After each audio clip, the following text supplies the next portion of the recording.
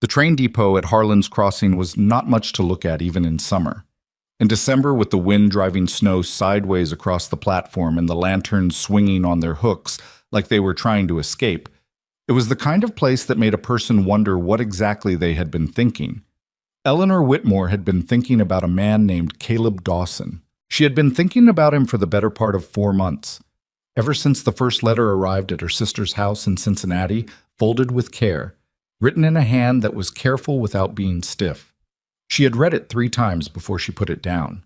She had read all of them that way. There had been 11 letters in total, and she had kept every one of them in a cedar box she bought specifically for the purpose, which was the kind of thing she would have been embarrassed to admit to anyone. The letters described a ranch north of Harlan's Crossing, 1,700 acres running up toward the foothills, good grass, a creek that didn't freeze solid even in January, a house with 4 bedrooms and a fireplace in the main room that could heat half the building if you fed it right, 5 children, ages 6 through 14, who needed a mother's steadiness, and a widower who was honest enough to say he didn't know how to give them what they needed, but committed enough to try to find someone who could. It was not a love letter. Eleanor had understood that going in. It was a proposal built on practicality and mutual need, and she had respected it for what it was. She was 31 years old, unmarried, living in her younger sister's spare room, and working as a seamstress 6 days a week. She was not desperate. She had been careful her whole life not to be desperate, but she was tired. Not of the work, of the smallness, of the ceiling she could feel pressing down on every day that passed. So she had written back. And then he had written again. And over 11 letters in 4 months, something had developed that she couldn't quite name but felt, whenever she reread those pages, like the beginning of something real. She had packed everything she owned into 1 trunk and 1 valise. She had sold the cedar box because it didn't fit. She had said goodbye to her sister on a gray November morning and taken the first train west. Now she stood on the platform at Harlan's Crossing with snow soaking through her good wool coat and her trunk sitting in a puddle of slush beside her. And there was no one here. The depot agent had already gone inside. The handful of other passengers who had disembarked had scattered into the dark. The last wagon she'd seen had turned a corner 2 minutes ago. Eleanor pulled her coat tighter and told herself not to think the things she was thinking. She picked up her valise and walked to the edge of the platform, looking out at the main street of what passed for a town. A general store with its shutters up, a saloon putting yellow light out onto the snow, a livery stable, dark, maybe 40 buildings altogether, strung out along a street that the wind was currently treating like a corridor. She had been standing there for approximately 3 minutes when she heard it, a shuffling sound.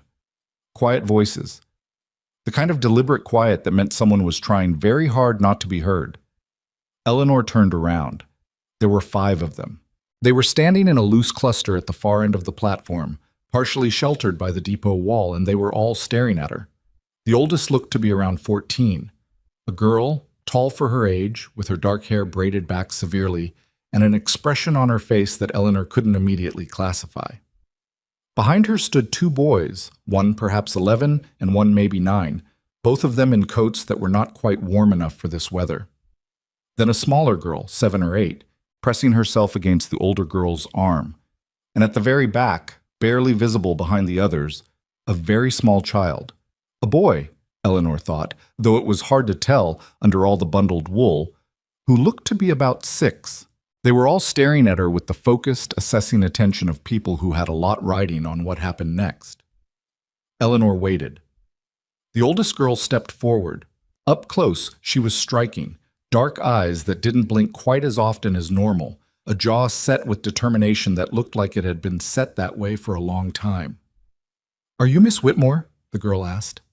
"I am," Eleanor said. "And who might you be?" The girl's jaw moved slightly, like she was arranging words into the right order.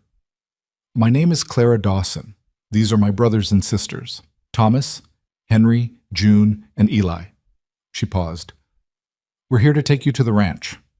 Eleanor looked at the wagon she hadn't noticed before, a farm wagon pulled by 2 horses that were doing their patient best against the cold, parked at the near end of the street. "Where's your father?" Eleanor asked. Clara Dawson didn't flinch exactly, but something moved behind her eyes. "He doesn't know you're coming." Eleanor was quiet for a moment. The wind pushed snow against the side of the depot. One of the lanterns swung on its hook. "He doesn't know I'm coming," Eleanor repeated.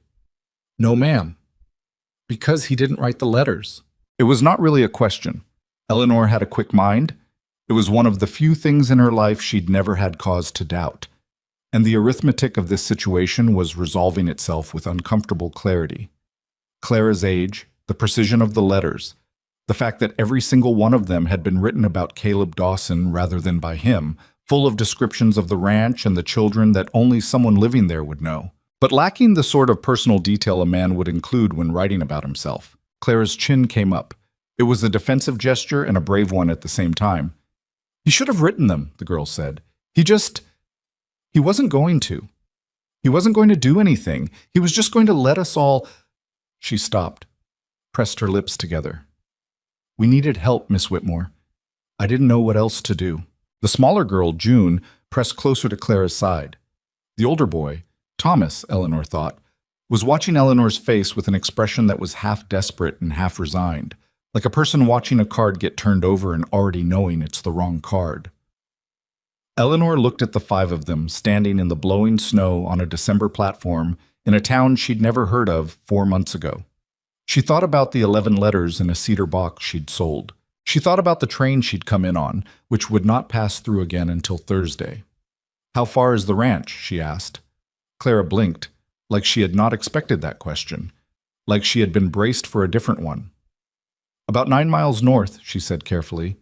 "Maybe an hour in the wagon." "Is there a hotel in this town?"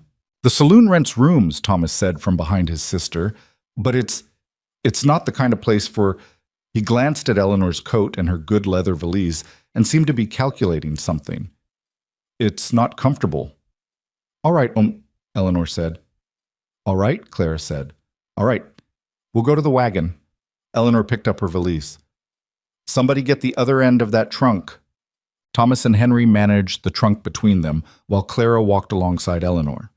The two younger children, June and the small boy Eli, who had not said anything yet, trailed behind. The horses shifted when they approached, their breath coming in visible clouds. "He's going to be upset," Clara said quietly, as they walked. She wasn't apologizing. She was warning. "Our father, he doesn't like surprises, and he's been different since our mother died. He doesn't really—" She seemed to be searching for the right word.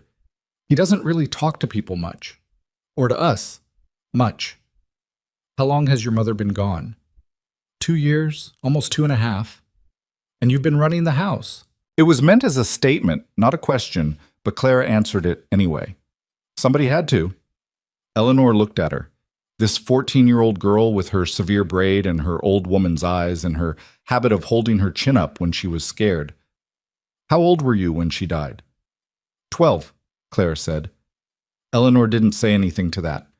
There wasn't really anything to say. They loaded the trunk into the wagon bed. Eleanor climbed up to the bench with a hand from Thomas, who was polite about it in the reflexive way of a boy who had been taught manners and held on to them out of stubbornness even when everything else was falling apart. Clara took the reins. She handled the horses like someone who had done it 1,000 times, which she probably had. The smaller children arranged themselves in the wagon bed among old blankets and burlap sacks. Eleanor heard June whisper something to Eli, and Eli whispered something back, and then there was the muffled sound of a brief argument conducted entirely in whispers, which ended when Thomas reached back and firmly repositioned Eli's blanket. They left Harlan's Crossing heading north. But the road, such as it was, moved through country that would have been beautiful in better conditions. Rolling land, dark hills against a sky that had cleared somewhat. The snow had stopped, at least, and here and there the black shape of a tree against the white ground. The creek Clara had mentioned in the letters ran alongside the road for a while, not frozen, just dark and quick, and minding its own business. Eleanor sat on the wagon bench and looked at the country and tried to figure out what she was going to do. The practical situation was this.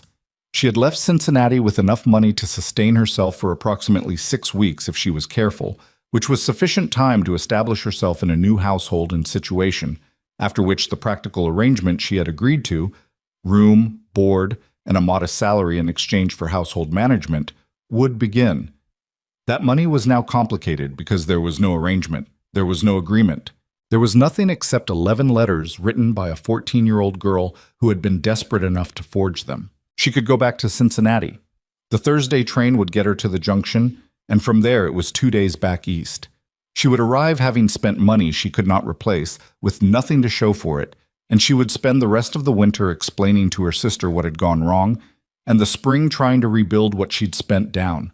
And by summer, she'd probably be sitting in that same spare room with the same low ceiling pressing down on every day. That was the practical calculation. There was also the other thing, which was not practical at all. 5 children in coats that weren't warm enough, doing their patient best in the back of a farm wagon at 9 o'clock at night in a Montana December. A 14-year-old girl holding reins like she'd been holding them for years, because she had. A house 9 miles north where there was apparently a man who had retreated so far into his own grief that his children had been left to fend for themselves and had gotten creative about it. Eleanor Whitmore had a quick mind and a practical nature, and she was not a sentimental woman by any serious measure. But she was not made of stone either. She was still thinking when Clara guided the horses off the main road onto a lane that climbed slightly, and then the ranch came into view. Dark buildings against the white ground, a big house, a barn with a lantern hanging by the door, fence lines running away into the dark. It looked like the kind of place that had been built to last, by someone who intended to stay. It looked like it was barely surviving. Caleb Dawson was awake. Eleanor learned this when Clara pushed open the front door, and the man was right there, standing in the main room with a lantern in one hand and an expression that went through about 4 different things in quick succession before settling on something that was mostly controlled anger. He was not what Eleanor had pictured. The letters had given her impressions: a working rancher, widowed, responsible, and she had assembled some kind of composite from those impressions. She had not assembled this. He was tall, lean in the way of men who work hard and don't think much about eating, with dark hair that needed cutting and a jaw that was carrying about 2 days of stubble. He was maybe 37, 38. He had the hands of someone who did real work with them. His eyes were dark, like Clara's, and right now they were doing a rapid and dismayed inventory of the situation. His 5 children filing in the door, snow-damp and slightly furtive, and then a strange woman behind them carrying a leather valise, and then the children not meeting his eyes in the specific way of children who have done something and know it. "Clara," he said. His voice was quiet. That was the first thing Eleanor noticed about it. How quiet it was. "What did you do?" It wasn't quite a question. Clara put her chin up. She was still wearing her coat, as were the others, and Eleanor noticed the children positioning themselves in the room in a way that put Clara between them and their father. Not from fear exactly, but from something more complicated, a kind of practiced formation. "We wrote to her," Clara said. "We needed help, Papa." "You—" He stopped. He looked at Eleanor with the expression of a man who has just understood something he really would have preferred not to understand. "Miss Whitmore," Eleanor said. "Eleanor Whitmore, from Cincinnati." She set her valise down by the door because her arm was tired. "Your daughter is correct that I received letters, and that I came west in response to them. She was also correct enough to inform me before we reached the ranch that you were not the author of those letters. So we are both in possession of all the relevant facts." He stared at her. Then he looked at Clara, and the look on his face was complicated. Anger, yes, but underneath it something exhausted and sorrowful that made him look older than he probably was. "You wrote to a stranger," he said to Clara, "pretending to be me." "I wrote to someone who could help us," Clara said, "and I pretended to be you because you weren't going to do it." Her voice was steady, but her hands at her sides had closed into fists.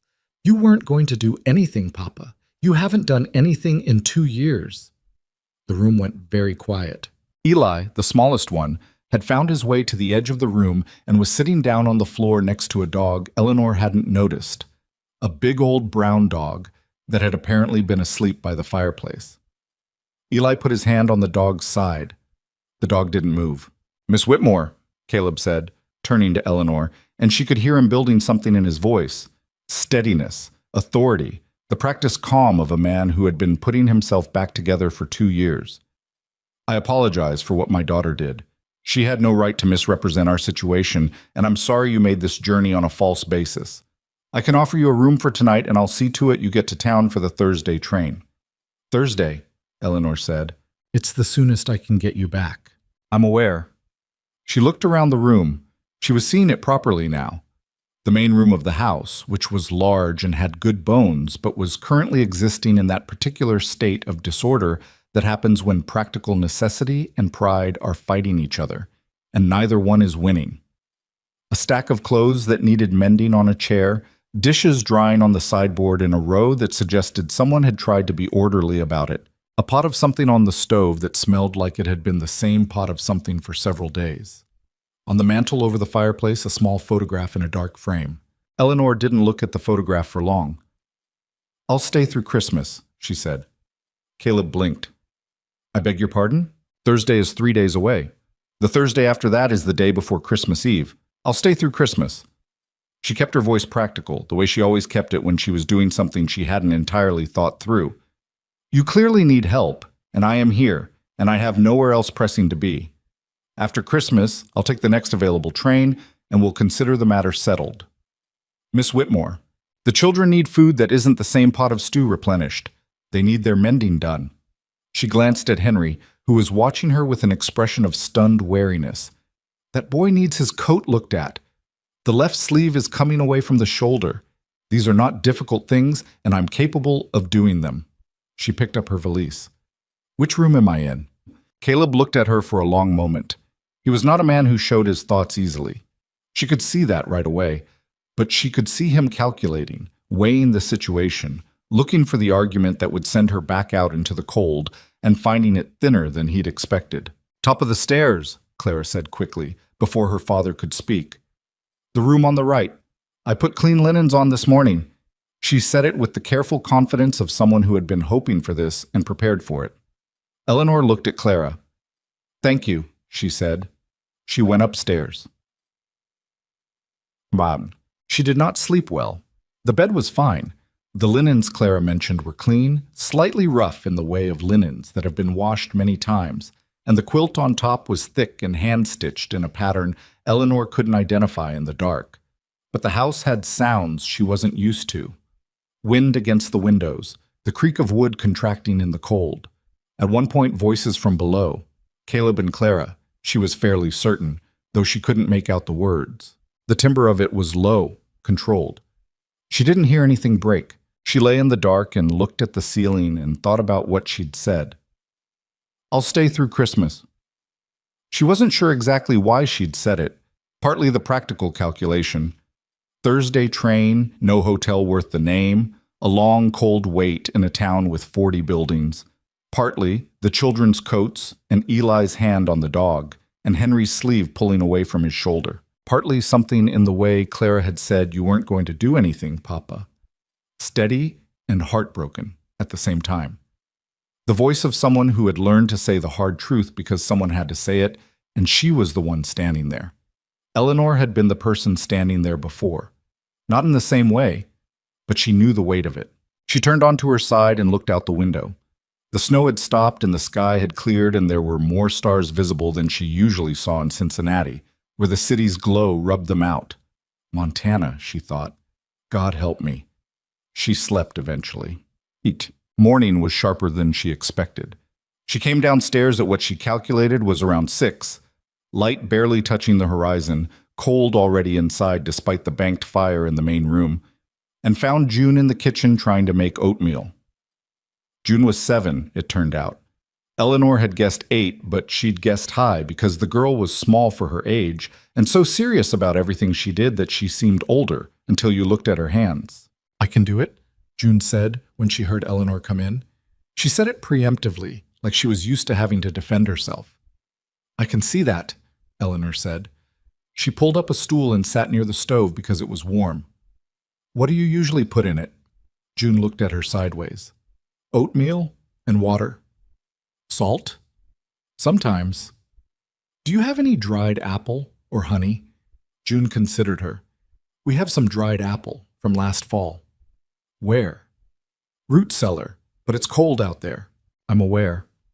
Eleanor stood. Where's the root cellar? Okay. That was how it started. Dried apple in the oatmeal. Then the discovery that there was flour that hadn't been properly sealed and was starting to turn, and the methodical work of sorting what was still good. Then a pot of bean soup that would need to cook most of the day. She sent Henry out for more wood because the woodpile was getting low, and Henry went without argument, which surprised her until she understood that the children were accustomed to being directed and were simply relieved to have clear instructions from someone. Caleb appeared around 8. He stood in the kitchen doorway for a moment, looking at Eleanor at the stove and June sitting at the kitchen table with a bowl of oatmeal that had dried apple in it, and his expression was the careful neutral of a man who has decided not to say what he's thinking. "Coffee's on the stove," Eleanor said, without turning around. A pause.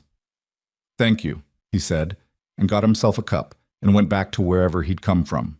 Clara appeared next, looking like she hadn't slept much either, but had gotten up early enough to wash her face and braid her hair with the same severity as yesterday. She stopped in the kitchen doorway and looked at Eleanor, and then at June, and then at the pot on the stove. "Bean soup?" she said. "For supper," Eleanor said. "Do you have any bacon? It'll be better with bacon." "There's some in the smokehouse." Clara said it slowly, like she was still processing something. "Will you get it?" Clara went and got it. By the time Thomas and Henry and Eli had come through the kitchen for breakfast, something had shifted in the quality of the air in the house. Not dramatically, not in any way anyone would have been able to articulate exactly. Just a slight easing. The sort of thing that happens when a problem that has been present for a long time without solution suddenly has a person actively working on it. What? The first real conversation with Caleb happened that afternoon. Eleanor was in the main room, working on Henry's coat, when Caleb came in from outside. He stamped snow off his boots. He'd been out in it since late morning, something about the north fence line, and pulled off his coat and gloves and stood by the fireplace for a moment, warming his hands. Eleanor kept working on the coat. The seam was straightforward enough once you had the right thread. Clara had shown her where the sewing basket was, and it had good thread in it, at least, kept up better than the rest of the house. "You don't have to do that," Caleb said. "I know," Eleanor said. He stood there for a moment. "What I mean is, you're a guest here, or—" He seemed to find the word insufficient. "You're here under circumstances that were not your doing or mine. I don't expect you to say—" "I have useful hands," Eleanor said. "I don't enjoy sitting still. This needs doing." She pulled the thread through. "And I'm not a guest. Guests are invited." He was quiet for a moment. "Fair enough," he said. She glanced up at him. He was still standing by the fireplace, and now that she was looking at him in better light than the previous night, she could see more clearly what 2.5 years of grief had done to his face. It had not made him gaunt, exactly. More like it had removed something. Not weight, but ease. The kind of ease that most people's faces have at rest. Some basic softness. His face at rest was careful and watchful, in the way of a person who has learned that stillness is easier than engagement. "Your daughter is remarkable," Eleanor said. Caleb looked at the fire. "She's 14 years old." "Yes, and she's been running this house for 2 years. I know that." He said it quietly, and there was something raw underneath it. "I'm aware." "I'm not criticizing you," Eleanor said, though she had thoughts. She was a practical woman, and she had thoughts about a man who had retreated into his own pain, far enough that his 14-year-old daughter had taken on the labor of keeping 5 children alive, and decided eventually that the only solution was to forge letters to a stranger in Cincinnati. She had thoughts. She just chose, at this particular moment, not to share them. "I should have—" He stopped. Started again. "It was hard to— After Mary died, He stopped again. Eleanor waited. She had found over the years that waiting was often more useful than filling silence. "I couldn't figure out how to be what they needed," Caleb said. "I still can't. I don't know how to do this." "None of this?" Eleanor asked. "Any of it."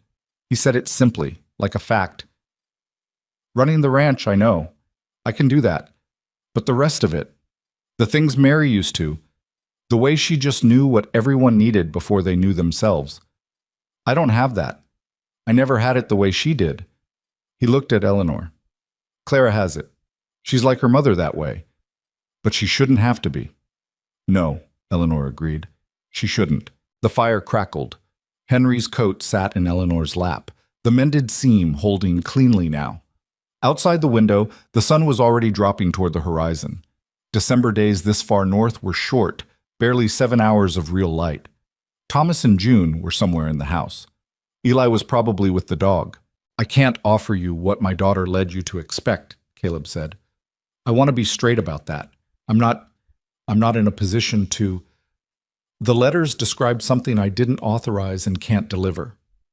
"I know," Eleanor said. "She had no right to—" "I know that too." Eleanor folded the coat and set it aside. "I'm not here because of the letters, Mr. Dawson. Not anymore. I'm here because I said I'd stay through Christmas and I keep my word." She looked at him steadily.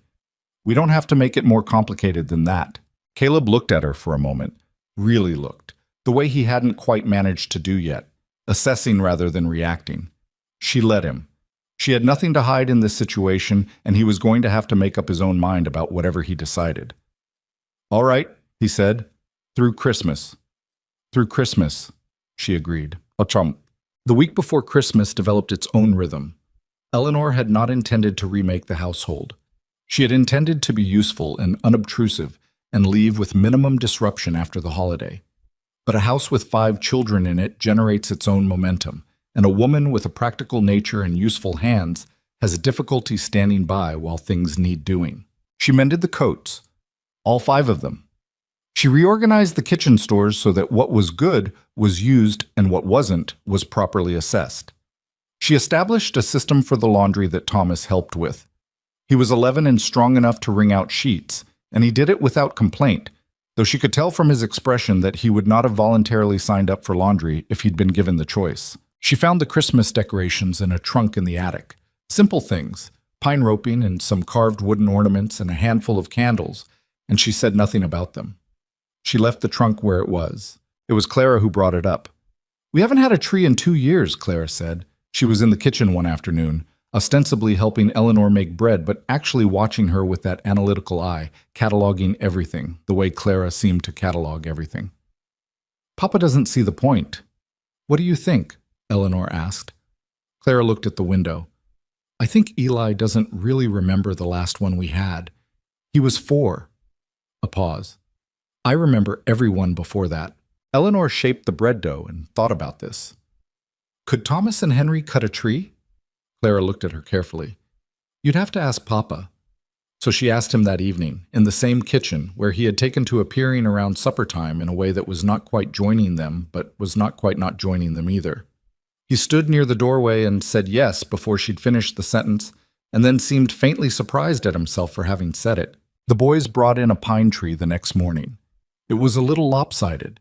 They had evidently had a disagreement about which tree, and Henry's choice had won, and Henry's choice was not entirely straight. But it stood in the corner of the main room, and June and Eli spent an entire afternoon hanging the carved ornaments on it with the focused seriousness of people conducting important work. Caleb watched them from the doorway for a while. Eleanor was in the kitchen when she heard him laugh. It was not a big laugh, barely a sound, really, but she heard it. Eli had apparently put 3 ornaments on the same branch, and June was objecting, and Eli was defending his decision with the conviction of a 6-year-old who knows exactly what he wants. And she heard Caleb make a sound that was not quite a word, just a short, quiet exhale that had warmth in it. Eleanor kept cutting vegetables. She told herself she had not been waiting for that sound. 2 days before Christmas, something broke. She heard it in the morning, the sound of Eli crying, not the ordinary crying of a child who has hurt himself or been denied something, but the specific sound of a child who is confused and heartbroken and doesn't know how to put either of those things into words. She came downstairs and found him sitting at the kitchen table with a piece of paper in front of him and June beside him looking distressed in a quiet way. "What happened?" Eleanor asked. June looked up. "He's trying to write a letter to Mama." Eleanor sat down across from Eli. He was 6 years old and he had dark hair like all the Dawson children, and his eyes right now were wet and red. And on the paper in front of him were 3 letters, the beginning of his mother's name, written in the uneven hand of a child who was still learning to write. And he had stopped there. "I forgot what she looked like," Eli said. He said it as simply as if he were reporting a fact about the weather. "I keep trying to remember and I can't remember." Eleanor sat with that for a moment. "Do you know what I think?" she said. Eli looked at her. I think that happens sometimes. But you know what else? The other parts of her. The parts that aren't about what she looked like, though, those stay. The way it felt to be with her, the things she used to say. Those stay longer. I don't remember those either, Eli said. He said it quietly, without drama. Just a statement. Eleanor looked at June. June gave a very small shake of her head. He was 4, June said, barely audibly. Eleanor sat for a moment. Then she said, What does Clara remember? Eli looked up with the focused attention of a child who hasn't thought of this angle. Clara remembers everything, June said. So she can tell you, Eleanor said. She can tell you the things she remembers, and you can keep them. Eli considered this with the seriousness of a 6-year-old evaluating a proposal. Is that allowed? Of course it's allowed, Eleanor said. That's what families do. They hold each other's memories. Eli wiped his nose with the back of his hand. June looked at Eleanor with an expression that was harder to read, older than her age, assessing in a different way than Clara's assessing, quieter. Will you be here after Christmas? June asked. Eleanor looked at her. That's what your father and I agreed on, she said, through Christmas. June nodded, like this confirmed something she had already known. Christmas Eve came in hard. The storm that had been building for 2 days arrived around mid-morning, and by afternoon it was the kind of weather that stopped all movement. Caleb had gotten the horses in the night before, which turned out to be prescient. The barn was close enough to the house to reach, barely, and he made the trip twice during the day to check on the animals, both times coming back inside with snow plastered to his coat and the controlled calm of a man who is used to not showing when he is worried. The children moved through the house in the particular way children do when a storm has closed them in.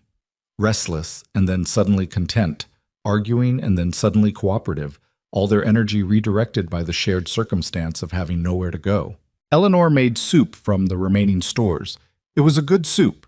She had learned, over the past 10 days, what was in this kitchen and how to use it. Clara helped without being asked, moving around the kitchen with the efficiency of someone who had learned to cook practically rather than formally. And they worked together in a comfortable enough silence that was starting to feel like its own kind of language. After supper, someone, Eleanor thought it was Henry, but Henry denied it, dug out a harmonica from somewhere and produced a few experimental notes.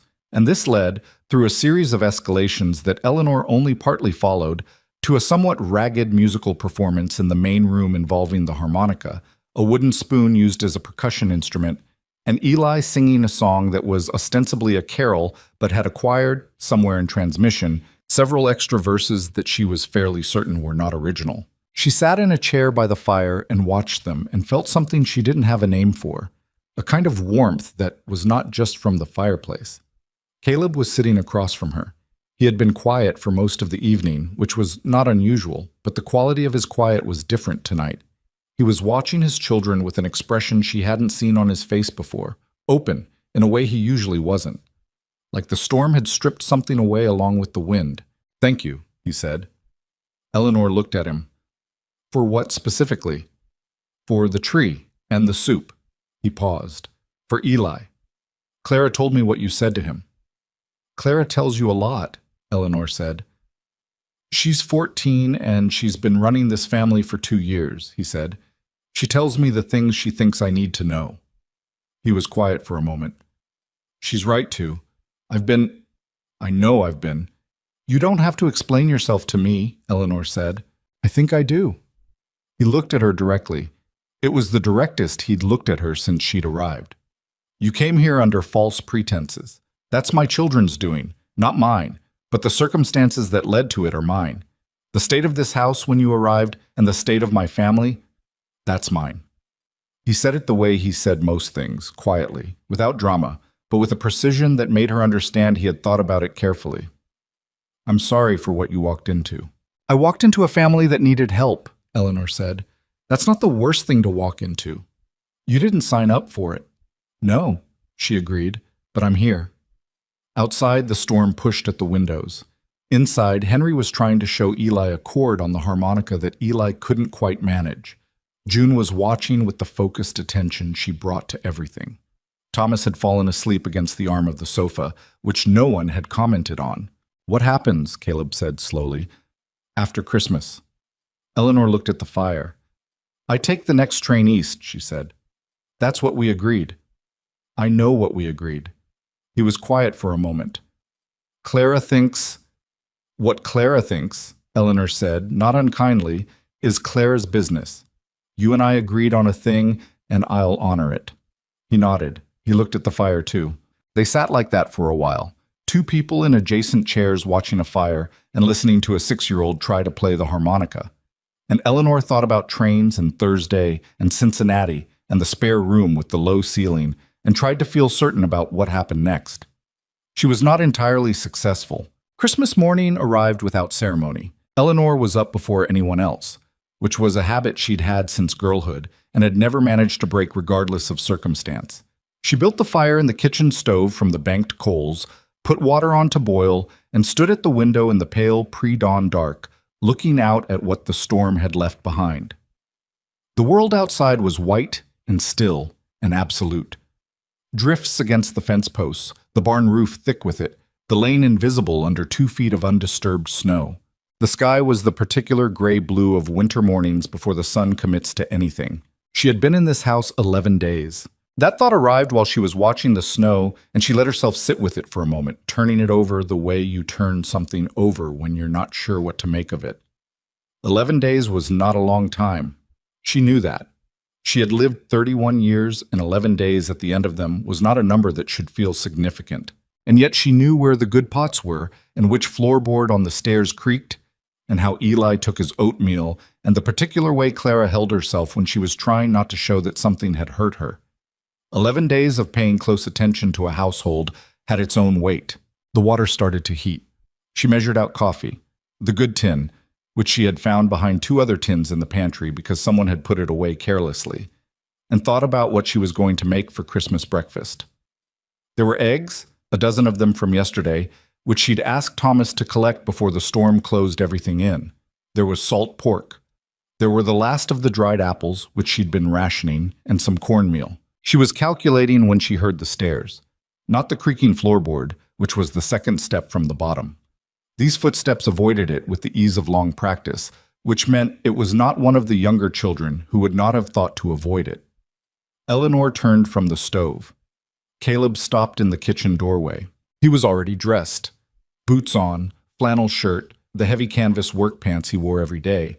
And he was carrying his coat, which meant he was heading out to the barn. His hair was still somewhat disordered from sleep, which was the most unguarded she had seen him look. You don't have to do that, he said, looking at the stove.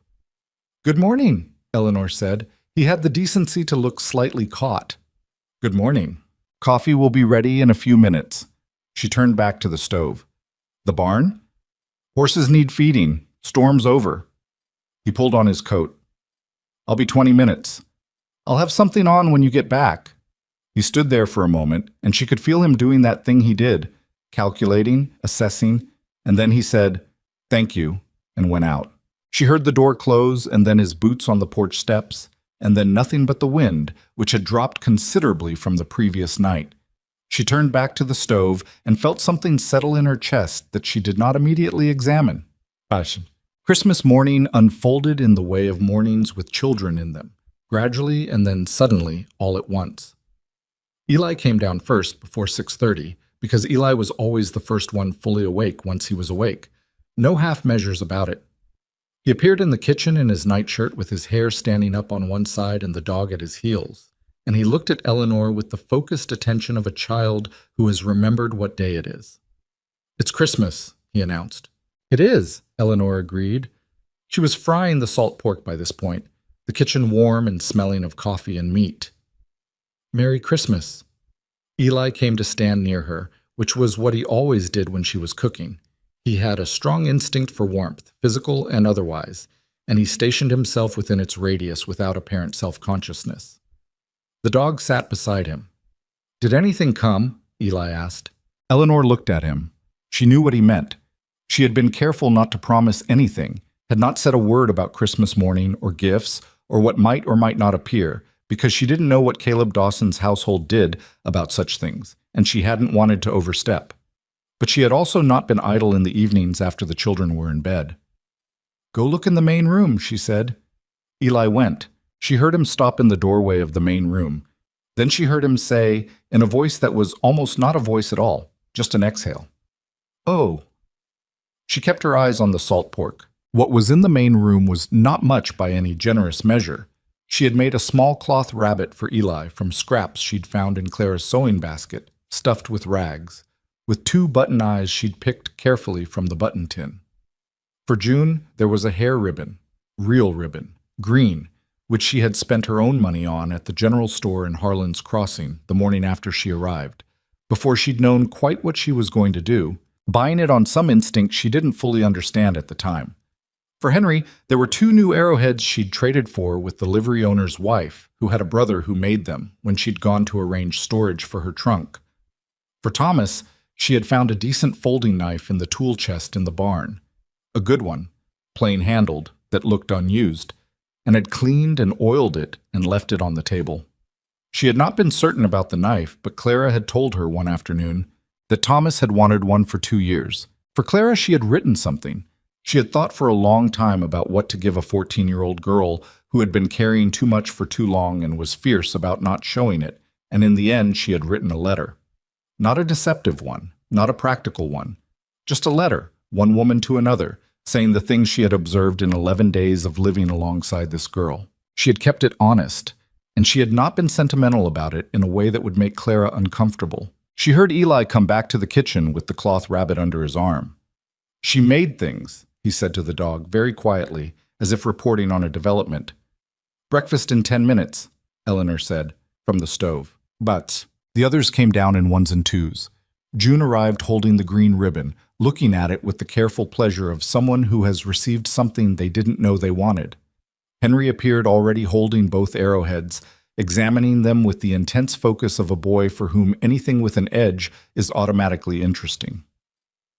Thomas found the knife and stood very still looking at it for a moment, then put it in his pocket without comment, which was as clear an expression of feeling as Eleanor had yet seen from him. Clara came down last. She was dressed and braided with her usual efficiency, but her eyes were slightly less guarded than usual when she came into the kitchen, which Eleanor thought might mean she'd already found her letter. She didn't say anything about it directly. She stood next to Eleanor at the stove and looked at the pan and said, "Is there anything I should do?" "Set the table," Eleanor said.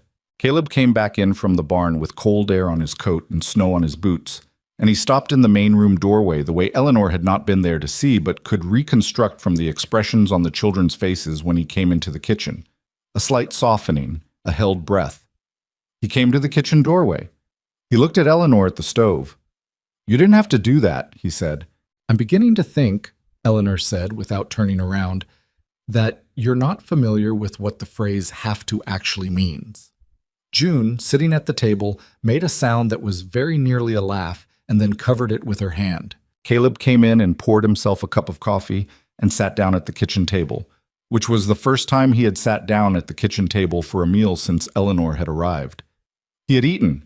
She'd seen him eat, twice, standing at the counter with his back to the room, which she'd found both sad and telling, but he hadn't sat. Now he sat, and no one said anything about it, and no one looked at him in a way that would have made him feel observed, which was a collective restraint that said something about how well these children knew their father. Eleanor served breakfast, salt pork and eggs and a pan of cornbread that had come out right, and the last of the dried apple in a small dish in the center of the table. It was not a remarkable breakfast. She'd made better on ordinary Tuesdays back in Cincinnati, but it was hot, and it was ready, and there were 6 people at this table eating it, which was something. Caleb washed the dishes. Eleanor was so surprised by this that she almost said something, and the fact that she caught herself said more about how she'd been reading the household than she was comfortable admitting. He was up from the table and at the wash basin before she'd finished her coffee, sleeves pushed back, working through the stack with the matter-of-fact efficiency of a man who knew how to do a thing and was doing it. Thomas dried standing next to him without being asked, and they worked through the stack without talking, which was its own kind of conversation. Eleanor sat with her coffee and watched and did not say anything about it. Clara sat across from her. The letter was not in evidence, but Clara's hands were wrapped around her mug, and she was looking at the middle distance with the expression of someone turning something over internally, working through it. Did you have Christmas like this? Clara asked. When you were growing up? Some years, Eleanor said. Different every year, depending on what we had. Did you have a lot of brothers and sisters? Just the one sister, Margaret. She was younger than Eleanor by 4 years and had married at 22 and had what Eleanor privately considered an aggressively orderly life in Cincinnati, which Eleanor felt fondly about and had been extremely relieved to leave. She's the one I was living with before I came here. Clara absorbed this. Did she know you were leaving before you left? She did. She thought I was... Eleanor paused. She had concerns. About what? About coming west to marry a man she'd never met on the basis of letters. Eleanor said it plainly. She thought it was a significant risk. Claire's chin dipped very slightly. The specific dip of a person who is receiving information that lands close to something they feel responsible for. She wasn't entirely wrong, Eleanor said, before Clara could take on more than was hers to carry. But she wasn't entirely right either. Risk and mistake aren't the same thing. Clara looked at her. Do you think it was a mistake? Coming here? Eleanor looked at Eli on the floor by the fireplace with his cloth rabbit, showing it something of apparent importance, conducting a one-sided conversation with the rabbit about whatever 6-year-olds consider important on Christmas morning. No, she said. I don't. The afternoon turned mild enough to go outside, which the children took as permission for a series of escalating activities that began with a snowman and progressed, by degrees, into something that looked like a battle. Eleanor watched from the porch for a while. Henry had excellent aim, it turned out. Thomas was strategic about position in a way that suggested he'd spent some time thinking about defensive terrain. June built a snow barrier with the careful precision she brought to everything, and then defended it with a ferocity that surprised everyone, including, apparently, June. Eli threw snowballs in whatever direction seemed exciting, which was not always the direction of the opposing team. Clara hung back at first, standing near the porch steps with her arms crossed, watching her siblings with the expression she wore when she was feeling something and had decided to feel it quietly. Then Henry got her with a snowball directly in the side of her head, and something broke loose in Clara Dawson that Eleanor had not yet seen. She laughed, full and real and completely unguarded, and scooped up a handful of snow and went after her brother with the focused energy of someone who had been containing too much for too long and had just found a legitimate outlet for it. Eleanor stood on the porch and watched, and felt the particular ache of witnessing something good that you're also outside of. She heard the door behind her, and then Caleb was standing at the railing 2 feet from her, coffee cup in hand, watching his children. They stood like that for a while. Clara doesn't laugh like that much, Caleb said finally. He said it quietly, not to Eleanor particularly, just out loud. I know, Eleanor said. She used to. He watched Henry retreating at speed from Clara's retaliation. When she was younger, she was a laugher, loud. Mary used to say... He stopped, tried again. Mary used to say that you always knew where Clara was in the house because you could hear her. Eleanor waited. It stopped, he said. After. He wrapped both hands around his coffee mug. I know it stopped because of... I know why it stopped. I just didn't know how to... I couldn't figure out how to fix it without... He stopped again. She was learning that he did this. He started and stopped, like a man navigating a field he wasn't sure was solid. Some things take longer than others, Eleanor said. It's been 2.5 years. I know. How long is long enough? He asked. He was not asking her exactly. It was more like a question he'd been carrying and had accidentally said out loud. I keep thinking there's a point where it stops being grief and starts being something else, something you're choosing. He looked out at Clara, who had abandoned the snow fight and was now attempting to build something architectural with June. I wonder sometimes if I've been choosing it, without meaning to. Eleanor thought about what to say to that. I think the line between the two is harder to see than people pretend, she said, finally. I think you can start somewhere you didn't choose and stay somewhere you eventually are choosing without knowing when the switch happened. He looked at her. That's not an excuse, she added, just an observation. No, he said. I know. He was quiet for a moment. It's honest, anyway. Out in the snow, Thomas had organized a truce of some kind, and the snowball war had transitioned into something cooperative. A snow structure of ambitious scale that Eli was approaching with apparent intent to either help or destroy. Clara redirected him toward construction rather than demolition. Thomas handed him a block of packed snow and showed him where to put it. Eli put it there with the seriousness of a child given important work. "He doesn't remember her," Caleb said. "I know," Eleanor said. "He was 4. He barely—" He stopped. "Some mornings, he asks me things about her, and I answer him, and I can see that he's trying to hold on to it, and I don't know how to give it to him in a way that stays." "Clara can help with that," Eleanor said. "Clara remembers everything." "I know." He exhaled slowly. "I should have thought of that myself." Eleanor said nothing. She thought quite a few things, but she said none of them. The afternoon light was already starting to thin. These December days in Montana ran short and cold at both ends, barely giving you the middle. The children's breath was visible in the air. June's cheeks were red from the cold, and she looked, from this distance, simply like a 7-year-old having a good time on Christmas afternoon, which was what she was. And Eleanor found she was fiercely glad of it.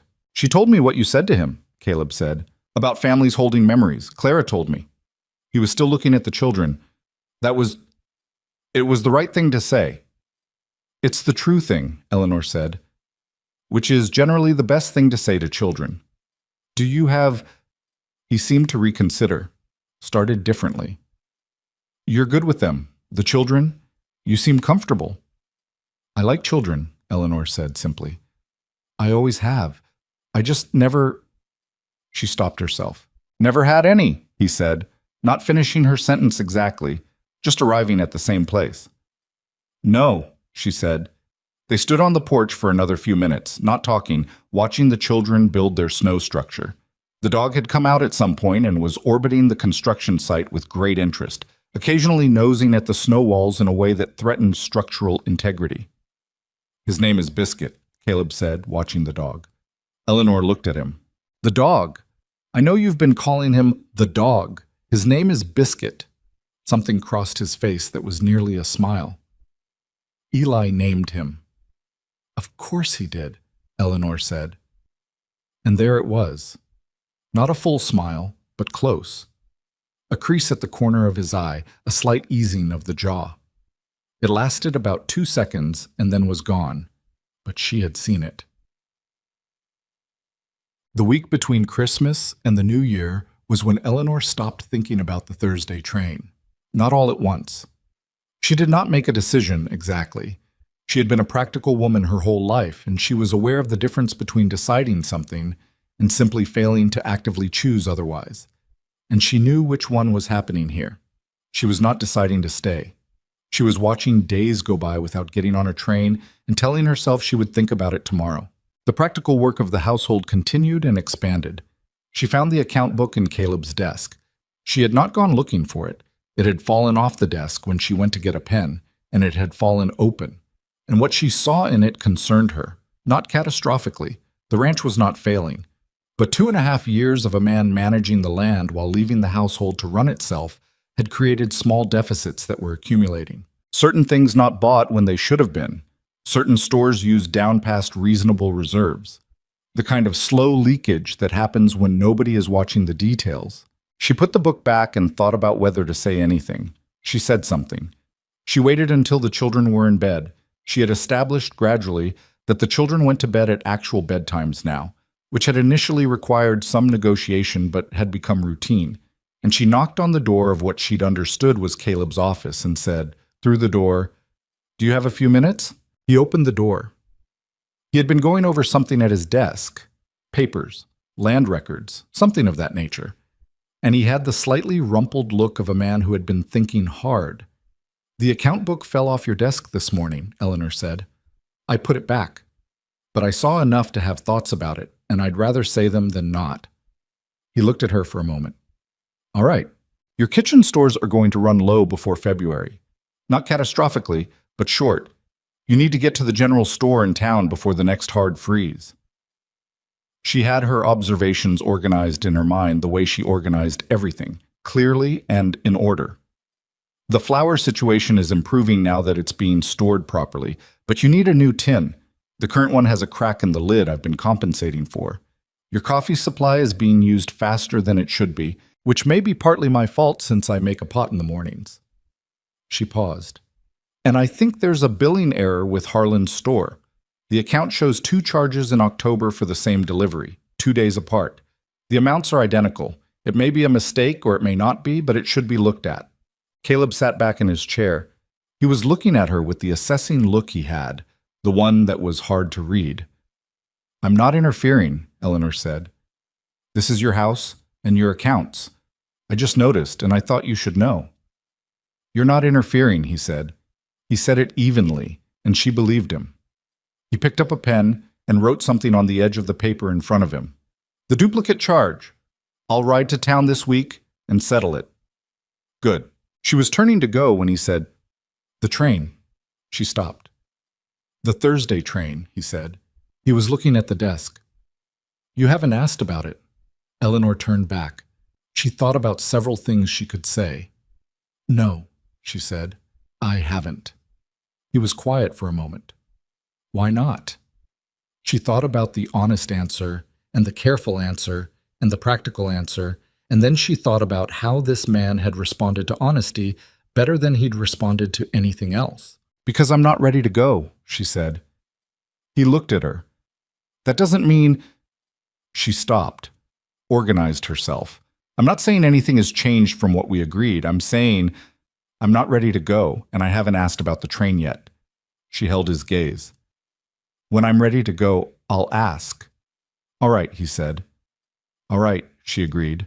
She went back upstairs and lay in the dark and thought about what she'd just said and whether it was true, and found that it was. Completely and uncomplicatedly true in a way that very few things in her life had been lately. She was not ready to go. January settled in around them like something inevitable. The cold deepened. The days were short and the nights were long, and the work of keeping a ranch functional in deep winter was relentless in the way of work that can't be deferred. The animals needed feeding, and the water pipes needed watching, and the firewood needed restocking every few days, no matter what else was happening. Caleb and Thomas managed most of the outdoor work. Henry helped where he could, which was more than Eleanor had initially expected from an 11-year-old, but which she had come to understand was simply how this family operated. Everyone pulled whatever weight they were capable of pulling, and the assessment of what that was practical rather than sentimental. Eleanor had found her rhythm in the kitchen and the household, and it was a real rhythm now, not the careful provisional management of a temporary visitor. She knew this pantry. She knew when the morning fire would need feeding, and which window leaked cold air around its frame, and what time the light hit the kitchen table in a way that made it worth sitting there with mending. She knew these things the way you only know them when you've stopped watching yourself and started living. The children's school lessons had resumed. Eleanor had not planned to take this on. It had happened incrementally, the way several things in this house had happened. One afternoon she had sat with June to help her with her letters, and the following afternoon Thomas had come to her with a mathematics problem he was stuck on. And by the 3rd week of January, she was conducting something that was not quite a school, but functioned like one for 2 hours every weekday morning. Clara participated sometimes. There were gaps in her education, inevitable given the circumstances of the past 2 years, and she filled them with the same fierce efficiency she brought to everything. And sometimes she didn't, because Clara had her own work to do, and they both understood that. It was during one of these morning sessions, in the 3rd week of January, that Caleb came in from outside early. Usually he was out until midday. Eleanor heard his boots on the porch, and then the door, and then a pause, and she looked up from the table where she was working with June and Henry on their letters. He was standing just inside the door, still in his coat, and he was looking at the table. At Henry bent over his paper, tongue slightly out with effort. At June sitting straight and serious and writing with the careful deliberateness of a child for whom writing is still a physical challenge. At Eleanor sitting between them with a pencil in her hand, pointing at something on Henry's page. The look on his face lasted only a moment before he controlled it. But she saw it. It was an expression she didn't have an immediate name for. She found a name for it later, lying awake that night, turning the moment over. It was the look of a man seeing something he had given up believing he would see. "I forgot something," Caleb said, and went back out. Eleanor looked back at Henry's paper. "Try it again," she said. "Slower this time." Henry tried it again. He was different after that, not drastically. He was not a man given to dramatic shifts. She understood that by now. But in the accumulation of small things that she was perhaps watching for more carefully than she wanted to admit. He started coming in for lunch. Then he started staying for a few minutes after lunch, getting a second cup of coffee, asking the children about their morning in the general way of a man who is learning or relearning how to be curious about the people he lives with. He still had silences and absences, days when something had gone wrong on the ranch and he came in at supper with his jaw tight and his eyes showing a hard mile. But they had a different quality now, less of a withdrawal and more of a weather event, something that passed. He asked Eleanor one evening what she'd been reading. It was such an ordinary question that she almost didn't know how to answer it. She was sitting in the chair by the fireplace with a book. She'd found it in the trunk in the attic, along with the Christmas decorations, a copy of a novel she'd read before and was happy to read again. And he came in from checking the horses and sat in the other chair, which he was doing more often now, and asked, "Do you want to see it?" she offered. He took it and looked at the cover.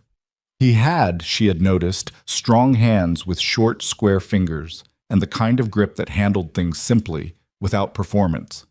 He turned the book over, read the back, and handed it back to her. "Any good?" he asked. "I've read it before," she said, which should answer the question. He made a sound that was definitely closer to a laugh than anything he'd managed at Christmas. "How many times?" "3. She looked at the fire. "I reread things when I'm comfortable somewhere. Books I already know." She said it without thinking and then felt it land and didn't look at him. There was a pause. "Are you?" he asked. He said it carefully, precisely. "Comfortable." She kept looking at the fire. "Yes," she said. "I am." Another pause, longer. "Good," he said. That was all. She read her book and he sat in the other chair and did not read anything, but also did not leave. And the fire burned down, and outside the Montana winter pressed up against the windows the way it would keep doing for another 2 months at least. And Eleanor Whitmore thought about what comfortable meant, and how long she had been looking for it, and what she was going to do when the question of the train came up again, which it was going to, she knew. It was going to come up. She just was not, quite yet, ready for it. It was Henry who said it first. Henry, who was 11 years old and had not yet fully learned the art of not saying what he was thinking. He said it at supper, 3 weeks into January, in the flat declarative voice of a child reporting a conclusion he'd arrived at through careful reasoning. "You should just stay," he said to Eleanor, while reaching for more bread. "Permanently. It's better when you're here." The table went quiet. Eleanor looked at Henry. Henry looked at her with the serene confidence of someone who has said a true thing and sees no reason to take it back. Thomas was looking at his plate. Clara was looking at her hands. June was looking at her father, which was the most telling thing, because June paid close attention to faces and looked at the one most likely to tell her something. Caleb was looking at Eleanor. She held his gaze for a moment, and then she looked at Henry. "Eat your bread," she said. Henry ate his bread. The table unfroze itself gradually, the way frozen things do, slowly and in small pieces, and not without some residual awkwardness. Eli asked if there was more soup. June passed the bread to Thomas. Clara picked up her fork. But Eleanor was aware, for the rest of supper and the washing up and the hour she sat by the fire before going to bed, that Caleb Dawson had not said anything in response to what Henry had said, and that he had not looked away from her for a very long time. Henry's words sat on the table long after supper was cleared. Nobody referenced them again, not that evening, not the following morning. The Dawson household had a particular skill for letting things exist without directly addressing them. A skill born, Eleanor suspected, from 2.5 years of navigating around the large, unmovable fact of their mother's absence. You learned to work around the things that were too big to move. You learned to set your plates a little to the left, arrange your chairs differently, find new paths through the same rooms. But the words were there. "You should just stay. It's better when you're here." Eleanor felt them the way you feel a change in weather before it arrives. Something in the pressure, something altered in the air. February came in harder than January had been, which nobody who knew Montana winters found surprising. The cold was the kind that settled into the bones of the house itself, found every gap and draft, and made itself at home. Caleb spent more hours than usual doing the outdoor work, checking cattle in the north pasture, repairing a section of fence the ice had buckled, keeping the water trough from freezing solid every single morning. He came in at the end of those days looking worn in a way that was physical, but also something else, something behind the eyes that Eleanor had started to be able to read without meaning to. She did not mean to learn his face. It happened the way the rest of it had happened, incrementally, without a specific moment she could point to.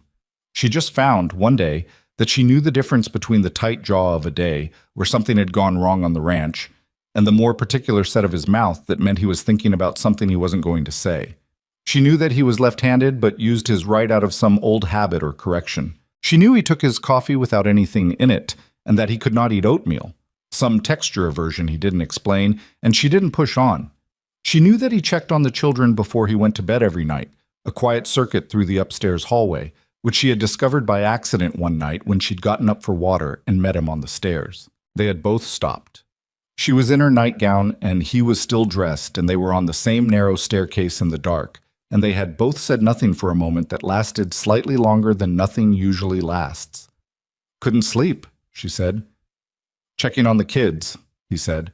They had gone their separate directions, and she had gotten her water and gone back to bed, and lain there for a considerable time, thinking about the expression on his face in the dark staircase, which had not been nothing. Well, it was Clara who saw it happening, because Clara saw most things. She did not say anything about it directly. Clara was 14 and fierce, and she was also, Eleanor understood by now, deeply cautious about anything that might be broken by handling it wrong. She had been building this family together with her bare hands for 2 years, and she knew better than most people that the things you want most are also the most fragile when you're still in the wanting stage. But she did small things. She engineered situations. One evening she arranged, with a subtlety that was impressive for her age, for Eleanor and Caleb to both be in the main room after the younger children were in bed, and then discovered that she herself needed to be somewhere else. She had been doing things like this for about a week before Eleanor noticed the pattern, and when Eleanor did notice it, she felt something complicated, gratitude and unease in approximately equal measure. The evening Clara engineered in mid-February started with a disagreement about the north pasture fence. Caleb had come in and said, over supper, that he was planning to put the fence repair off until March, which Eleanor thought was a mistake. She had no expertise in ranching. She was clear about that. She held no illusions about what she knew and didn't know. But she had been watching the way weather moved through this valley for 2 months, and she had her own observations. "Another bad storm before March could take it down completely," she said. "The cattle aren't in that pasture," he said. "You'll want to move them there in April." "April is 2 months away." "Caleb." She said his name and felt distantly that it had become easy at some point, using his name, saying it without calculation. "If you wait, and the fence goes down, you'll be repairing twice the damage in worse conditions. The ground will be softer in March, and the lumber will be harder to move." He looked at her across the supper table. The children were attending to their plates with the focused absorption of people who are listening to every word. "You've been out there?" he asked. "I walked the north line 2 weeks ago." He was quiet. "When?" "In the afternoon. I was checking on the cattle, and I kept walking." She looked at her plate. "I know it's your land and your fence and your decision. I'm just telling you what I saw." He worked on his supper for a moment. "How bad is the buckle?" "Bad enough that one more hard freeze could separate it from the post on the far left corner." She had looked at enough broken things in her life to have a reasonable eye for where the failure point was.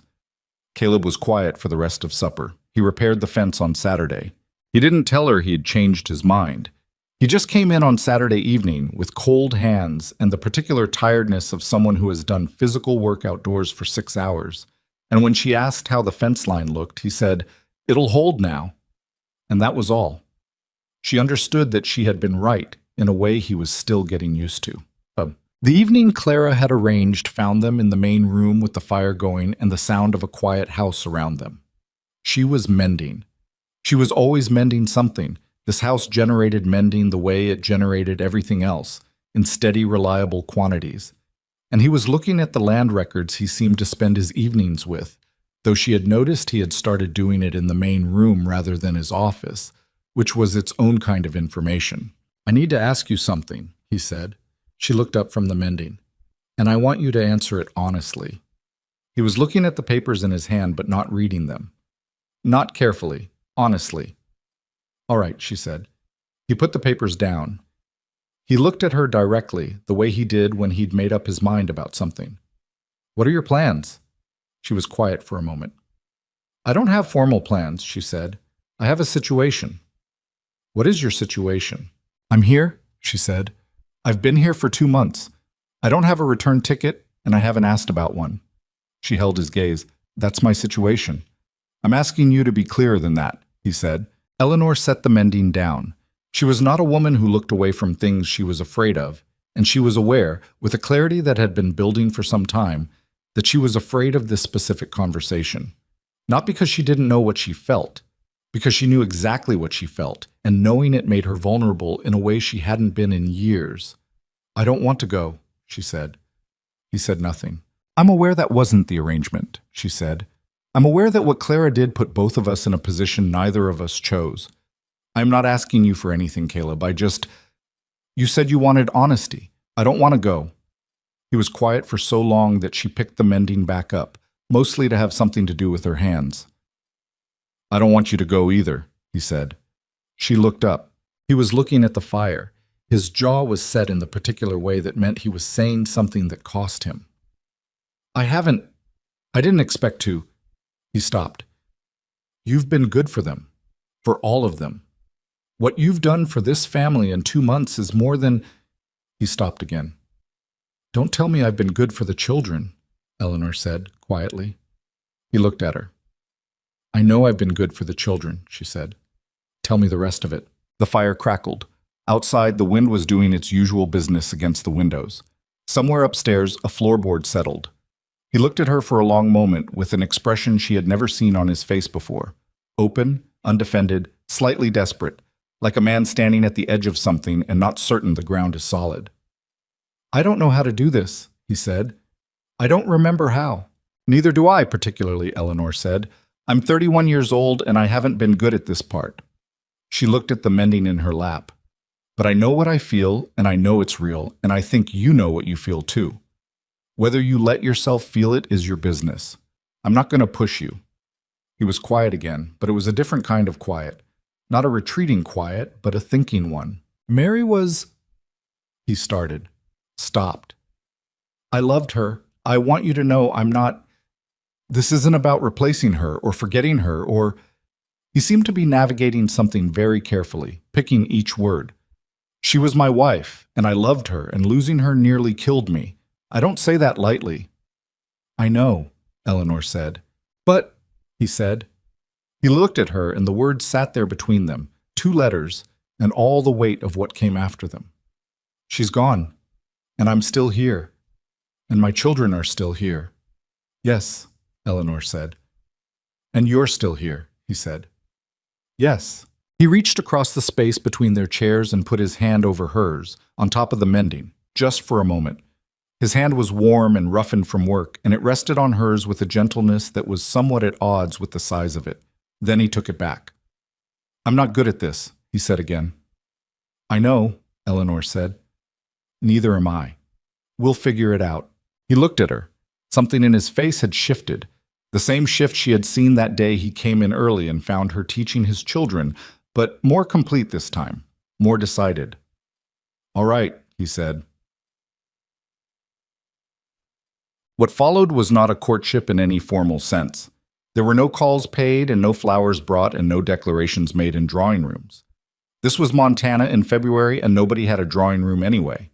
What there was instead was a slow and slightly awkward renegotiation of what they were to each other, conducted in the margins of days that were still primarily about running a household and a ranch and raising 5 children in deep winter. He started talking to her differently, not dramatically. She did not think Caleb Dawson was capable of drama, or at least not the performed variety, but with a new directness, a new willingness to say things to her that were not strictly practical. He told her things about the ranch, its history, what his father had built, and what he'd added.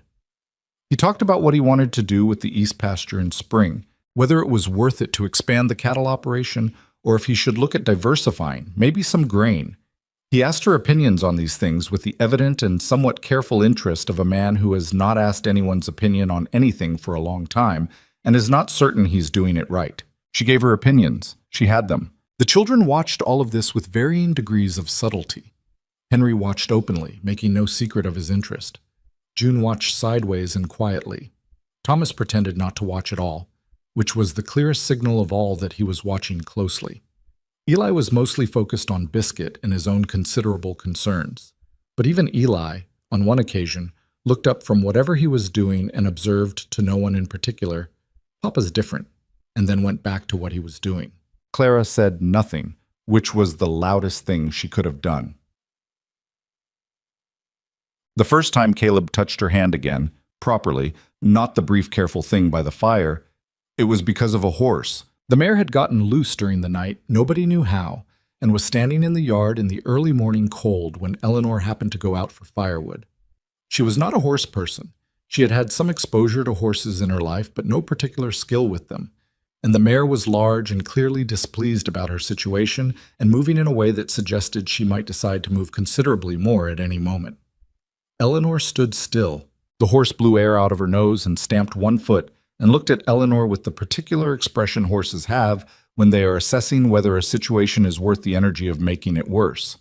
"Easy," Eleanor said, which she was aware was what you were supposed to say, and which she was not at all confident would accomplish anything. She heard Caleb's boots on the porch behind her. He moved past her with the quick, unhurried efficiency of someone who has been around horses his whole life, and the mare's whole body language shifted. Her ears came forward, she stopped moving. She blew air out again, but differently, more resigned than alarmed. He took her halter and ran a hand down her neck and spoke to her in a low voice that Eleanor could not make out the words of, and walked her calmly back toward the barn.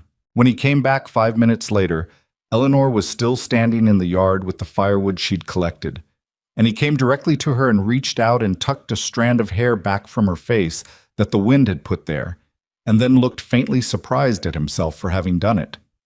She looked at him. "The latch on her stall needs fixing," he said. "I noticed," she said. He was still close. He hadn't moved back. The yard was quiet and cold, and the sky was the gray pink of very early morning, and they were standing 2 feet apart in it. "Eleanor," he said.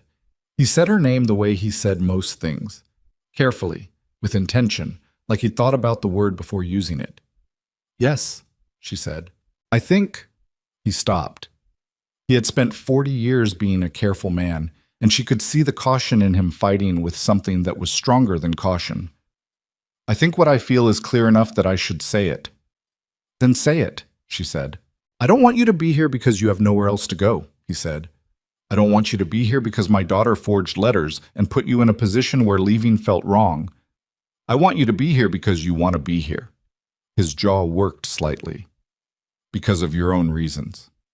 "My own reasons," she said, "are entirely my own." "I know. I'm asking what they are."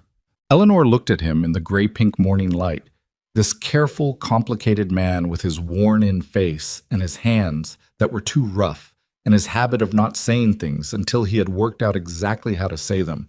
And she thought about the spare room in Cincinnati with the low ceiling and the 63 days she had been in this house and what it had felt like, each of them, to wake up here. "You," she said. "The children. This place." She let it be simple because it was simple. "I want to be here because of you."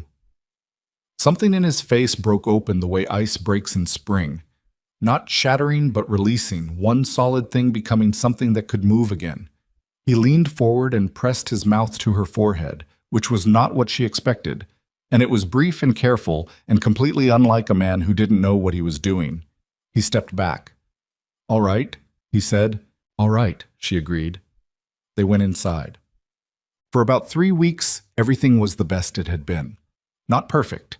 She would have been suspicious of perfect, and the house did not suddenly transform into something easy. The children still argued. Henry still broke things with the regularity of a person who moved through the world at a speed slightly faster than was advisable. The account still needed watching. The winter was still long and hard and relentless about it, but there was a warmth in the house that was not just from the fireplace. Caleb sat at the table for every meal now. He talked to his children, not effortlessly, not the way it probably came to parents who had never lost the habit, but with visible effort and real intention, asking Thomas about his mathematics and listening to June read aloud in the evenings and letting Eli explain, at considerable length, a theory Eli had developed about why Biscuit was smarter than most people. He and Eleanor walked the property one afternoon, the two of them, while the children were occupied.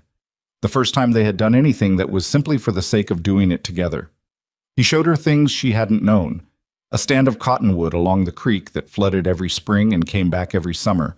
The place where the east and west lines of the property met at a rise with a view of the whole valley.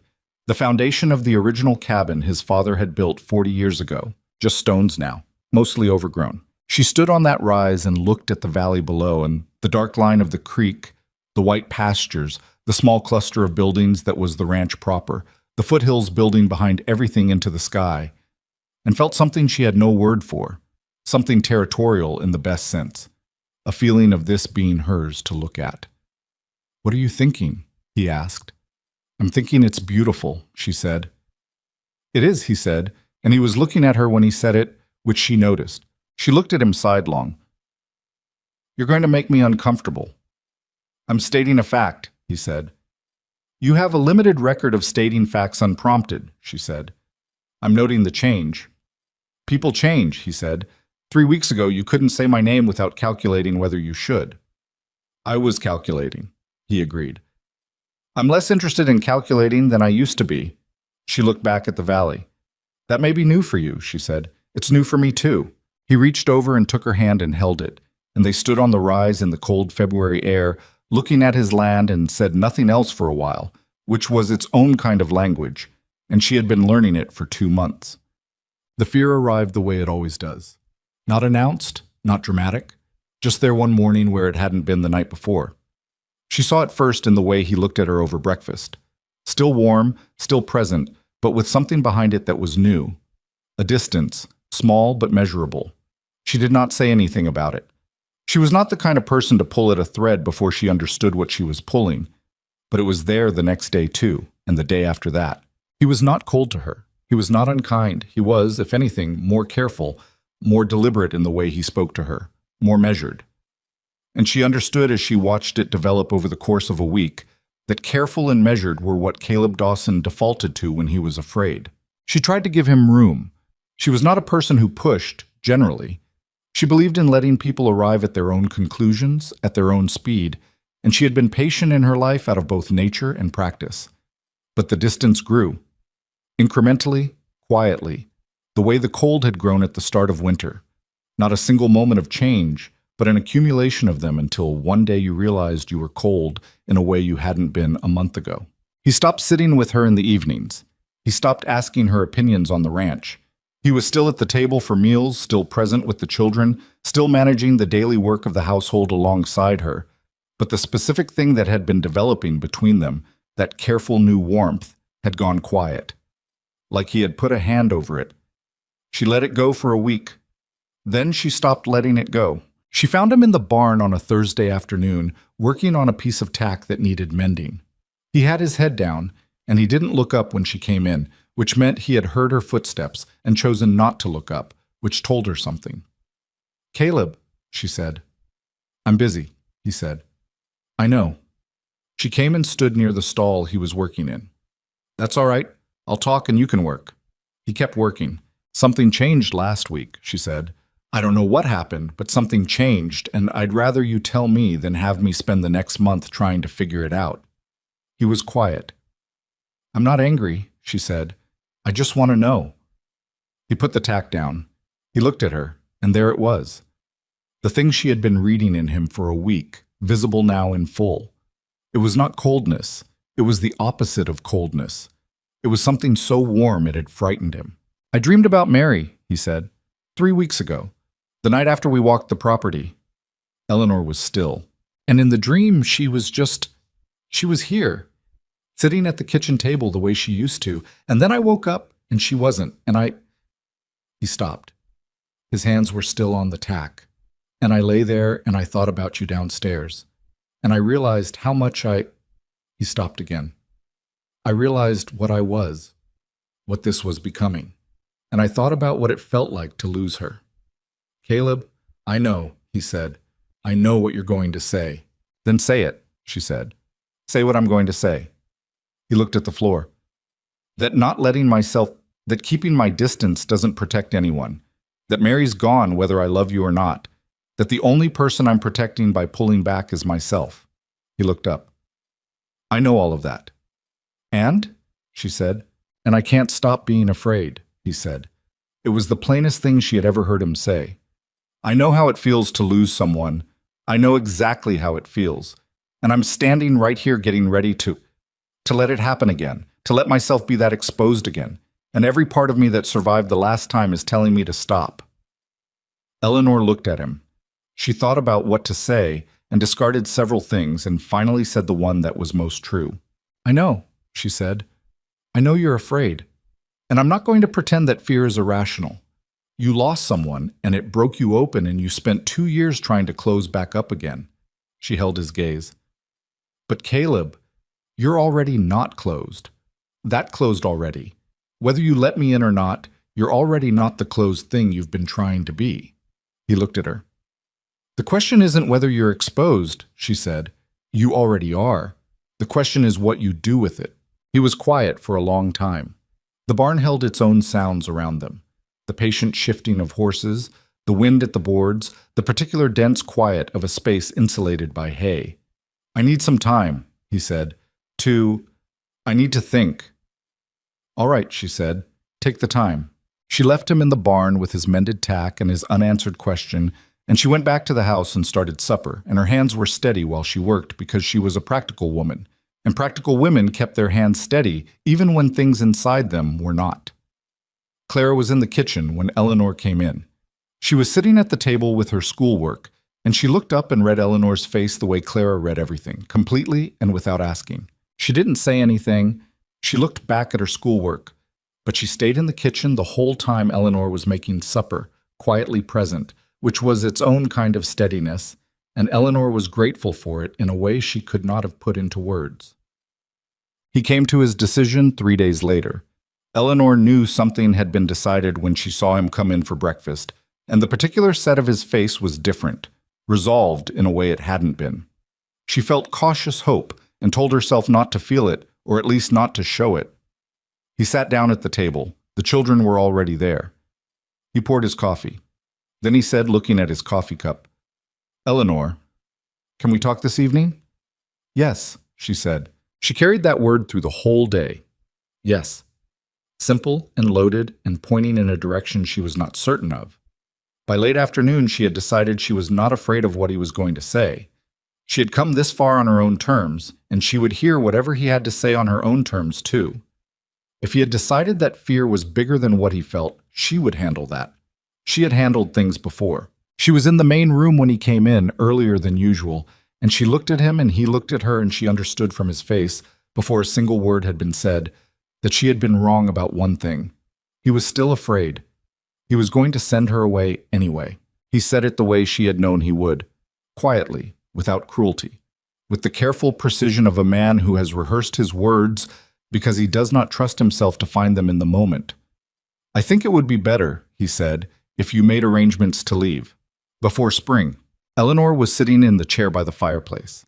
She had been sitting there for 20 minutes waiting for him, and in those 20 minutes she had done her best to prepare herself for any version of this conversation. She had not, she discovered, prepared herself well enough. Before spring, she said. The roads will be passable by mid-March, probably earlier this year, the way the weather's been. He was standing near the window, not looking at her. He had not sat down. Standing was easier, she understood. It gave you something to do with your body when you were saying something that required all your other resources. I can drive you to town and make sure you have what you need for the journey. I have what I need for the journey, Eleanor said. Her voice was level. She was proud of how level it was.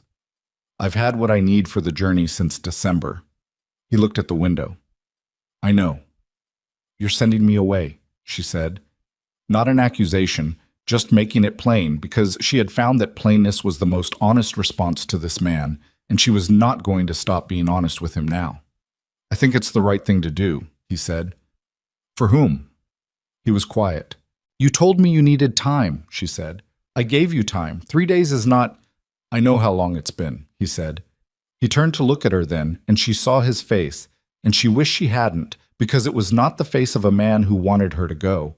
It was the face of a man doing something he believed was necessary and finding it exactly as hard as he'd known it would be. This isn't about the amount of time, Eleanor. Then what is it about? I told you in the barn, he said. I know you think I know how it sounds, but I can't. He stopped. I can't watch my children love someone and then lose that person. I watched them lose Mary. I know what that looks like. I know what it does to them. His jaw was tight. I won't do that to them again. Nothing has happened, Eleanor said carefully. No one has been lost. I'm standing right here. I know. He turned back to the window. But if I let this continue, if I let them get more attached, if I let myself— He stopped.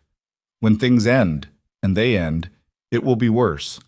I'd rather it be now, when they can still— when it hasn't gone so far that they— Caleb? Her voice came out sharper than she intended. She moderated it. Listen to what you're saying. You're ending something to protect everyone from the pain of it ending. I'm being realistic. You're being afraid, she said, which I told you 3 days ago was understandable, but it is not the same thing as being realistic, and I think you know that. He didn't answer. She looked at the fire for a moment. She thought about what she could say, what argument, what angle. She had a quick mind and she could find angles, but she also knew this man well enough by now to understand that he could not be argued out of this. What he was feeling was not a position she could dismantle by finding the right words. It was a wall he had built himself, from material he knew too well, and no words of hers were going to be the thing that took it down. All right, she said. He looked at her. I'll make arrangements, she said. She stood. Her legs were steadier than she expected. I'll plan to leave before March. She went upstairs. She sat on the edge of the bed in the room that had been hers for 3 months and looked at the quilt and did not cry. She had never been much of a crier. It had not served her well in her life, and she had developed other ways of processing difficult things. She sat still and let the difficult thing be difficult, and after a while she began, with the practical part of her mind that never really went quiet, to think about what came next. What came next was Cincinnati. The train. Her sister's house. Explaining. She had enough money. That was something. She had not spent much in 3 months. Room and board had been provided, and she had no social expenses to speak of. And what she had saved from her work before leaving was still there. She lay back on the quilt and looked at the ceiling. She thought about the view from the rise above the valley, the dark line of the creek and the white pastures and the foothills building into the sky. She thought about Eli saying, "Oh," in a voice that was almost not a voice at all. She thought about Clara's letter and the green ribbon, and Henry eating his bread. She closed her eyes and thought about Caleb Dawson's hand over hers in the firelight. She was still thinking about it when she finally, eventually, slept. Bam! The children knew something had happened. They always knew. They had been reading the atmosphere of this house since before they had words for what they were reading. They knew the way children know things, which is to say completely and without analysis, in the body before the mind. Henry was the first to ask. He appeared at Eleanor's door the following morning while she was making her bed, which she did with the same precise attention she gave everything, corners tucked, pillow straight, and he stood in the doorway with his arms at his sides and said, "Are you leaving?" She looked at him. "Where did you hear that?" "Nobody said it," Henry said. Are you?" She thought about lying or about softening it, and then she thought about what kind of person she wanted these children to have known, however briefly. "Your father and I talked last night," she said carefully. "We're working out what makes sense." Henry's face did something complicated. He was 11 and not yet practiced at keeping his face from doing things. "That means yes." "Henry, it means yes," he said, and turned and went back down the hallway, and she heard his door close, and she thought about following him and decided to give him a few minutes first. She gave him 20 minutes. When she knocked on his door, he said, "Come in," which was more than she'd expected, and she found him sitting on his bed, staring at the floor with the focused intensity of a boy who is trying very hard not to feel what he is feeling. She sat down next to him. Not too close. I know this isn't what you want, she said. Then why? He said. He said it bluntly, the way Henry said everything. You want to stay. Papa? He stopped. Started again. Papa is different when you're here. Better. Everything is better. Why would he? He seemed to hit a wall he couldn't get over and just stopped. Your father is scared, Eleanor said. Henry looked at her. Of what? Of losing someone again. She said it simply because Henry responded to simple. He lost your mother and it hurt him very badly.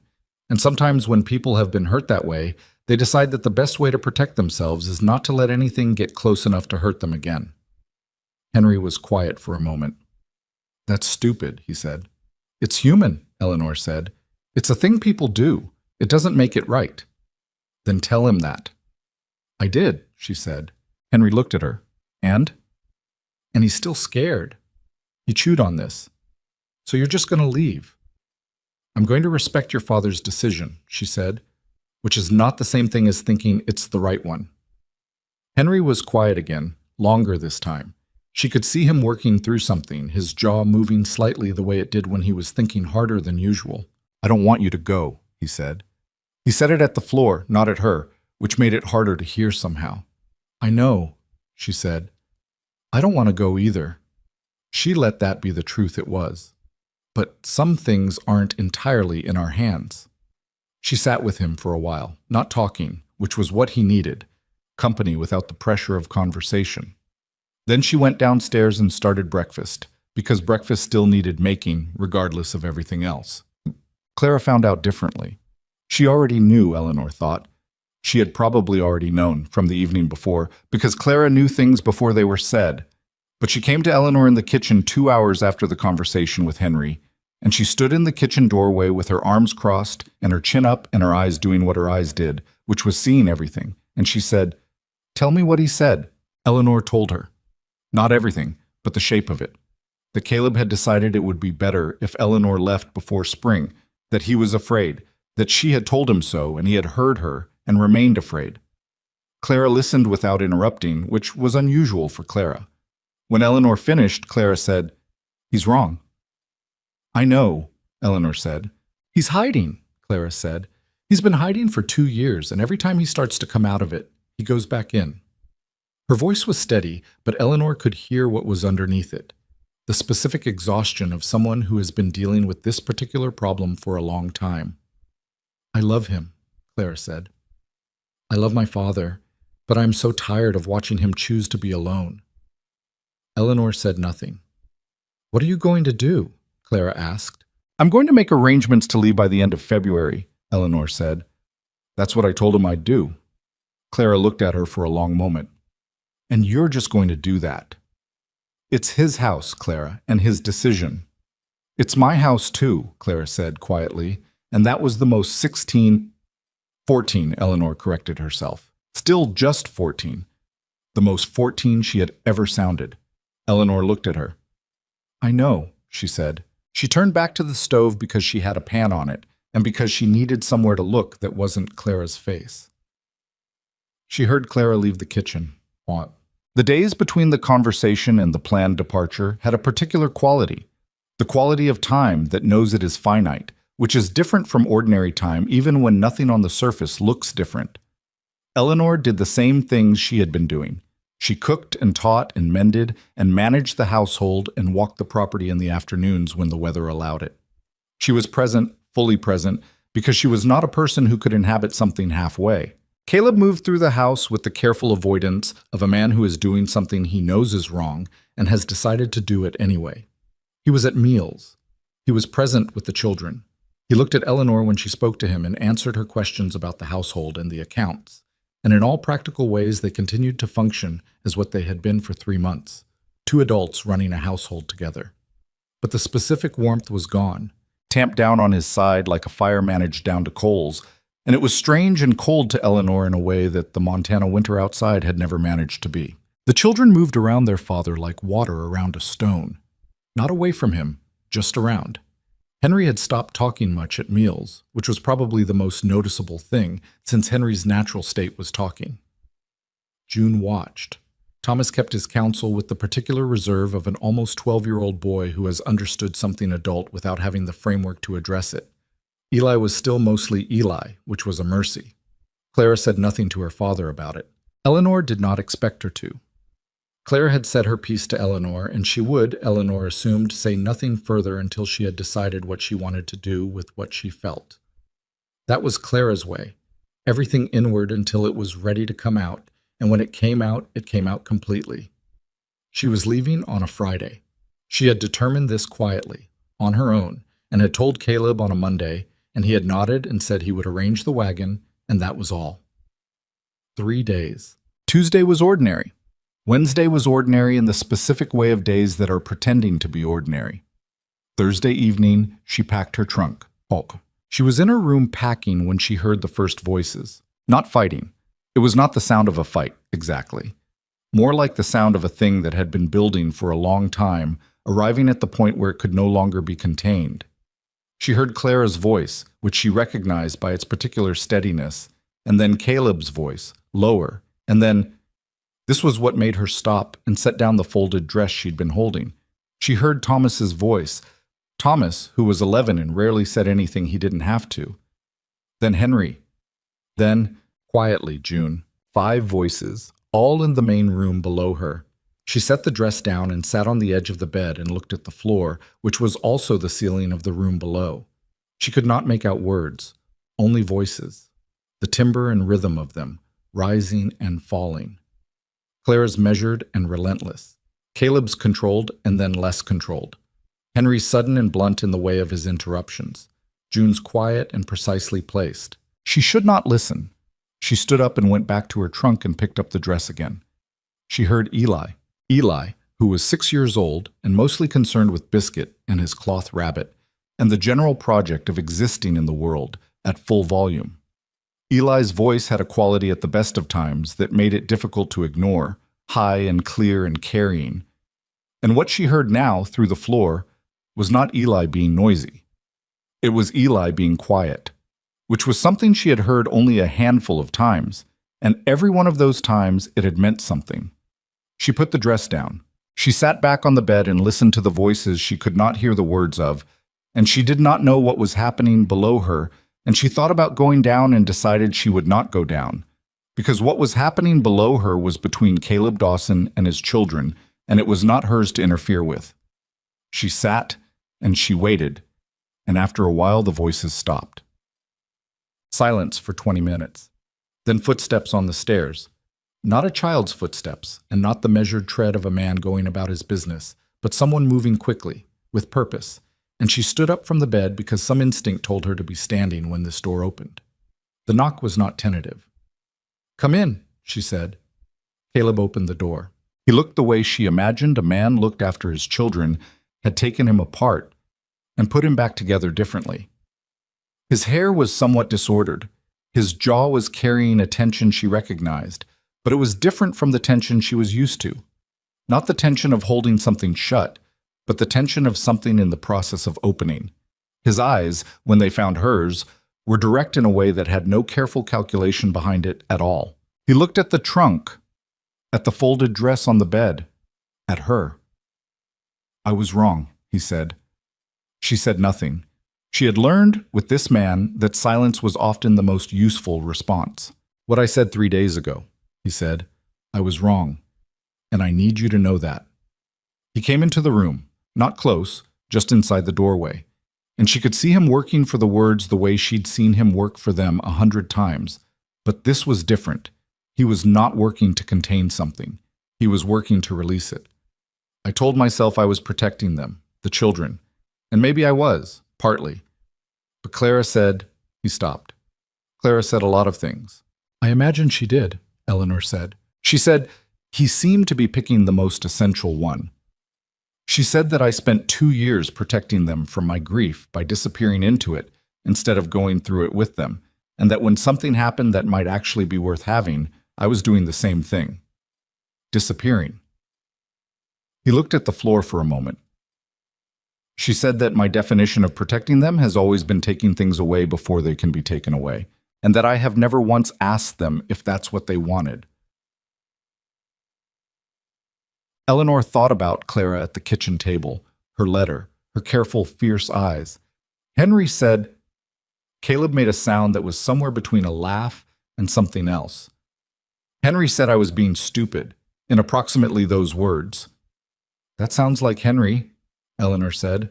June said, he stopped, and whatever June had said was clearly the thing that had done the most damage, because he needed a moment before he could continue. June said that she knows she's only 7, and she knows she doesn't understand everything, but she knows what it felt like in this house before you came and what it felt like after, and she said she didn't think her mother would have wanted us to go back to the way it was before. Eleanor was very still. And Eli, he said, and stopped again. He looked at the window. Eli said that he doesn't remember his mother's face, and that was the thing he was saddest about. And he said that he was afraid that if you left, after a while, he wouldn't remember your face either. He paused. He's 6 years old. He's never said anything like that in his life. She did not trust herself to speak. I stood there and I listened to all 5 of them, Caleb said. He looked at her, and I understood that I had been doing what I always do, which is deciding what everyone needs without asking them, deciding what's safe for them. And not once, he stopped. Not once has that worked the way I intended it to. Caleb, I'm not finished, he said. I need to finish. She closed her mouth. I lost Mary, he said, and it broke something in me. And I've been living in the broken version of myself for 2.5 years and telling myself that was surviving. He held her gaze.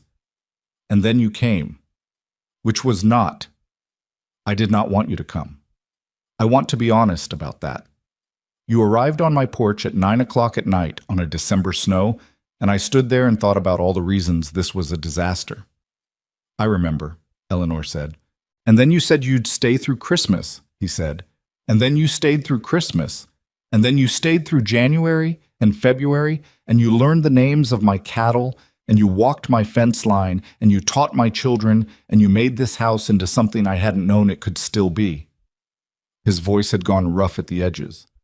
And I stood in my office 3 days ago and told myself I was choosing the safe thing. And my 14-year-old daughter just stood in my main room and told me that I wasn't choosing safety. I was choosing the same small, closed-off life I've been choosing since Mary died, except this time I knew exactly what I was giving up, which made it worse. Eleanor looked at him. He crossed the room. He was not careful about it. He came directly, the way a man comes towards something when he has stopped calculating and started moving. He stopped in front of her, close enough that she could see the particular darkness of his eyes, and the way the line of his jaw had finally, completely, released the tension it had been holding. I know I'm not easy, he said. I know this has not been uncomplicated. I know I'm asking you to... Caleb, she said. I know I don't have the right to... Caleb, she said again. He stopped. Be quiet, she said, not unkindly. He was quiet. She looked at him for a moment, this difficult, careful, afraid, brave man who had just let his children break him open. And then she said, I wasn't gone yet. He let out a breath that sounded like it had been held for 3 days. I know, he said. Your daughter is terrifying, Eleanor said. I know, he said. And that sound again, not quite a laugh, but close. She put her hand against the side of his face, which she had not done before, and he turned into it slightly, the way you turn toward warmth without meaning to. Don't do that again, she said. The deciding, without asking. I won't, he said. I mean it. I'll forgive it this time because you figured it out before I was actually on a train, but I won't keep forgiving it. I know, he said. I'm not an arrangement, she said. I'm not a solution to a problem. If I stay, I'm staying as myself. I know who you are, he said. He said it with a simple conviction that she believed. I've known who you are since the first night. The rest of it just took me longer. She dropped her hand from his face. She looked at the trunk on the floor, half packed. I'm going to put that away, she said. Good, he said. She knelt by the trunk and began to fold things back out. He stood for a moment watching her, and then he got down and picked up the other end of what she was unpacking and helped, which was the most practical thing he could have done, and therefore the most like him. They worked in silence for a few minutes. My children organized a confrontation, he said to the trunk. I'm aware, Eleanor said. All 5 of them. Even Eli, she said. Even Eli. A pause. He brought the rabbit. She looked up. He brought the cloth rabbit? To the confrontation? He was holding it the entire time. There was something in Caleb's voice that was new and warm and slightly helpless. He didn't say much. He just stood there at the back with the rabbit and looked at me. Eleanor thought about this and felt something break open in her chest in the best possible way. That's the most effective thing I've ever heard, she said. It was, Caleb said simply. It really was. She came downstairs 20 minutes later.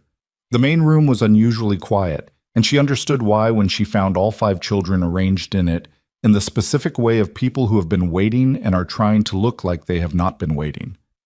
Henry was the first one off the mark, because Henry was always the first. He looked at her and then at his father behind her and read whatever he needed to read in 2 seconds flat. Are you staying? He demanded. I'm staying, Eleanor said. Henry made a sound of profound relief and then immediately tried to look like he hadn't. He sat back down on the sofa and picked up the thing he'd been pretending to read. June looked at Eleanor with her quiet, assessing eyes, and then at her father, and then back at Eleanor, and something in her face settled. She said nothing. She nodded once, the smallest possible nod, and it meant more than a speech would have. Thomas said, "Good," in the voice of a person who considers the matter closed and has returned to other business. Eli held up the rabbit. Rabbit says you can stay, he announced. Please thank Rabbit for me, Eleanor said. Clara was sitting in the chair by the fireplace, Eleanor's chair, the one she'd sat in every evening for 3 months. And she looked at Eleanor with an expression that was as close to naked relief as Clara Dawson was probably capable of showing. And then she looked at her father, and the thing between them was complicated and old and had been building toward this for a long time. It was not resolved in a single moment, but it was different than it had been. Caleb looked at his daughter. You are exactly like your mother, he said quietly. Clara looked at him for a moment and then looked away, and Eleanor saw her jaw move. I know, Clara said, and that was all she said, and it was enough. Us. Eleanor did not unpack the trunk that evening. She thought she would do it the following morning, in daylight, properly. She went to bed that night in the same room she'd been in for 3 months and lay looking at the ceiling with the particular feeling of a thing that has been in the balance and has come down on the right side. Not triumphant, just settled. Solid under the feet in a way nothing had been for a long time. She heard Caleb's circuit of the hallway, the quiet footsteps past each door. She heard him stop outside hers, which he never had before, and she lay still in the dark. He did not knock. He stood there for a moment. She could feel it, some awareness she'd developed over 3 months of living in the same house as this person. And then he moved on. She heard his door at the end of the hall. She looked at the ceiling and thought about spring, which was coming, still weeks away, still cold, but coming the way it always came to this valley. Slow and then sudden. Everything held back and then all at once. She closed her eyes. Outside, the Montana dark did what it always did, pressed in close and deep and absolute and full of stars she couldn't see from here but knew were there. She slept, and the house settled around her like it always had, like it knew she was staying. Spring did not arrive gently in that valley. It never did. It came in the way of things that have been held back too long, sudden and insistent and slightly overwhelming, like a person who has been quiet for months and has finally decided to say everything at once. The creek that had run dark and silent all winter swelled with snowmelt and turned loud. The pastures went from white to gray to brown to a green so new it almost hurt to look at. The cottonwood stand along the east fence exploded into leaf in the span of about 4 days in late March, and Eli announced this development at breakfast, as though he had personally arranged it. Eleanor unpacked her trunk on a Saturday morning in late February, the day after Caleb came to her room. She did it without ceremony, chatting. Took the things out, put them where they belonged, folded the trunk itself, and slid it under the bed. It took about 40 minutes. When she was done, she stood in the middle of the room and looked at the space, which looked exactly as it had before, except that there was no trunk sitting half open on the floor, and she felt something she did not try to name because it did not need a name. She was staying. The days that followed had their own particular quality. Not dramatic, not transformed, just real, in the way that things are real when you've stopped treating them as temporary. She moved through the house differently, not more confidently exactly, because she had always moved through it with her own particular confidence. More fully, maybe. More like herself. Like, Caleb was different too, and the change was not dramatic either. He did not become easy. He was not and would never be an easy man. She knew that and had made her peace with it some weeks ago. But the careful avoidance was gone. He looked at her directly. He said things to her that were not strictly necessary, which was his version of ease. One morning he stood in the kitchen watching her make coffee and said, out of nothing in particular, that he had been thinking about the east pasture fence, and he thought she'd been right about the timing, and she had not resisted the satisfaction this gave her. Just let it sit there warm. He was not a man who made declarations. She was not a woman who required them. What there was between them was quieter than declarations and more durable. The texture of two people learning to be in the same life without either of them disappearing into it.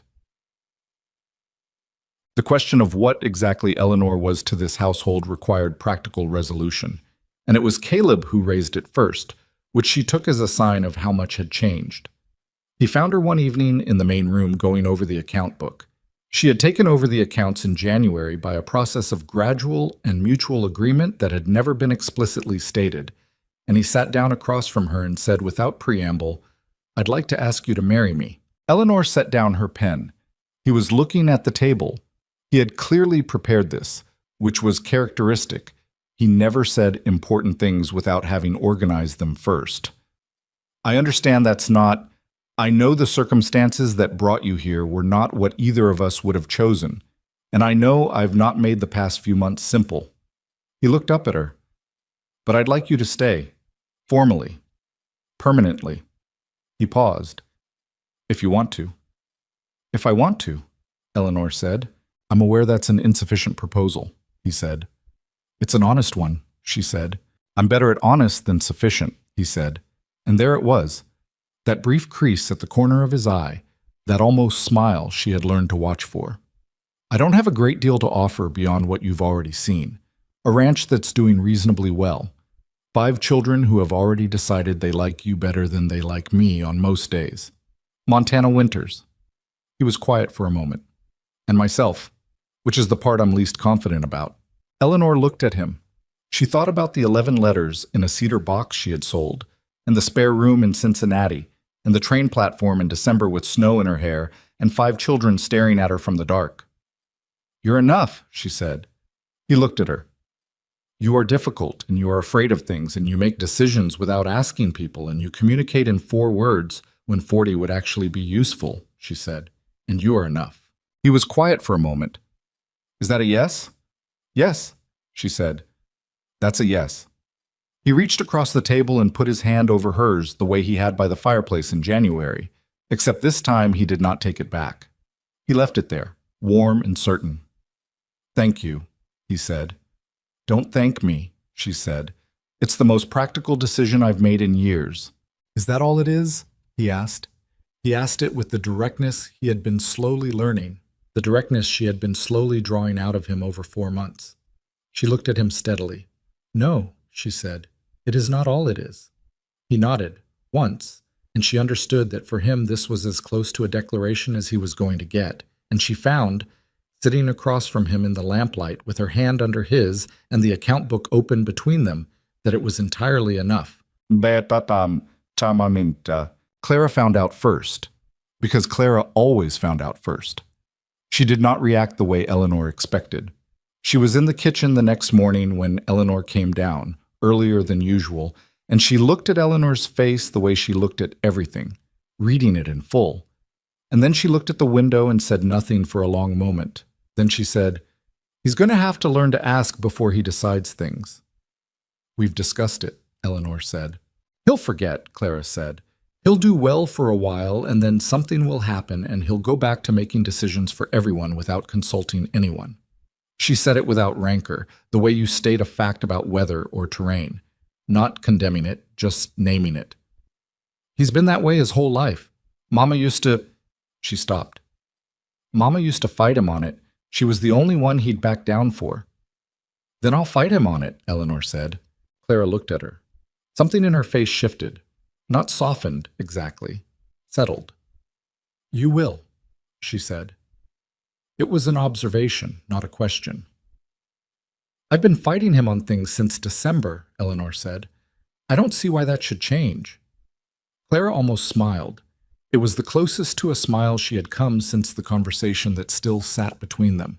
Mary's name, what Clara had said about her father. He needs it, Clara said. He doesn't like it, but he needs it. I know, Eleanor said. Would you like to help me with breakfast? Clara picked up an apron.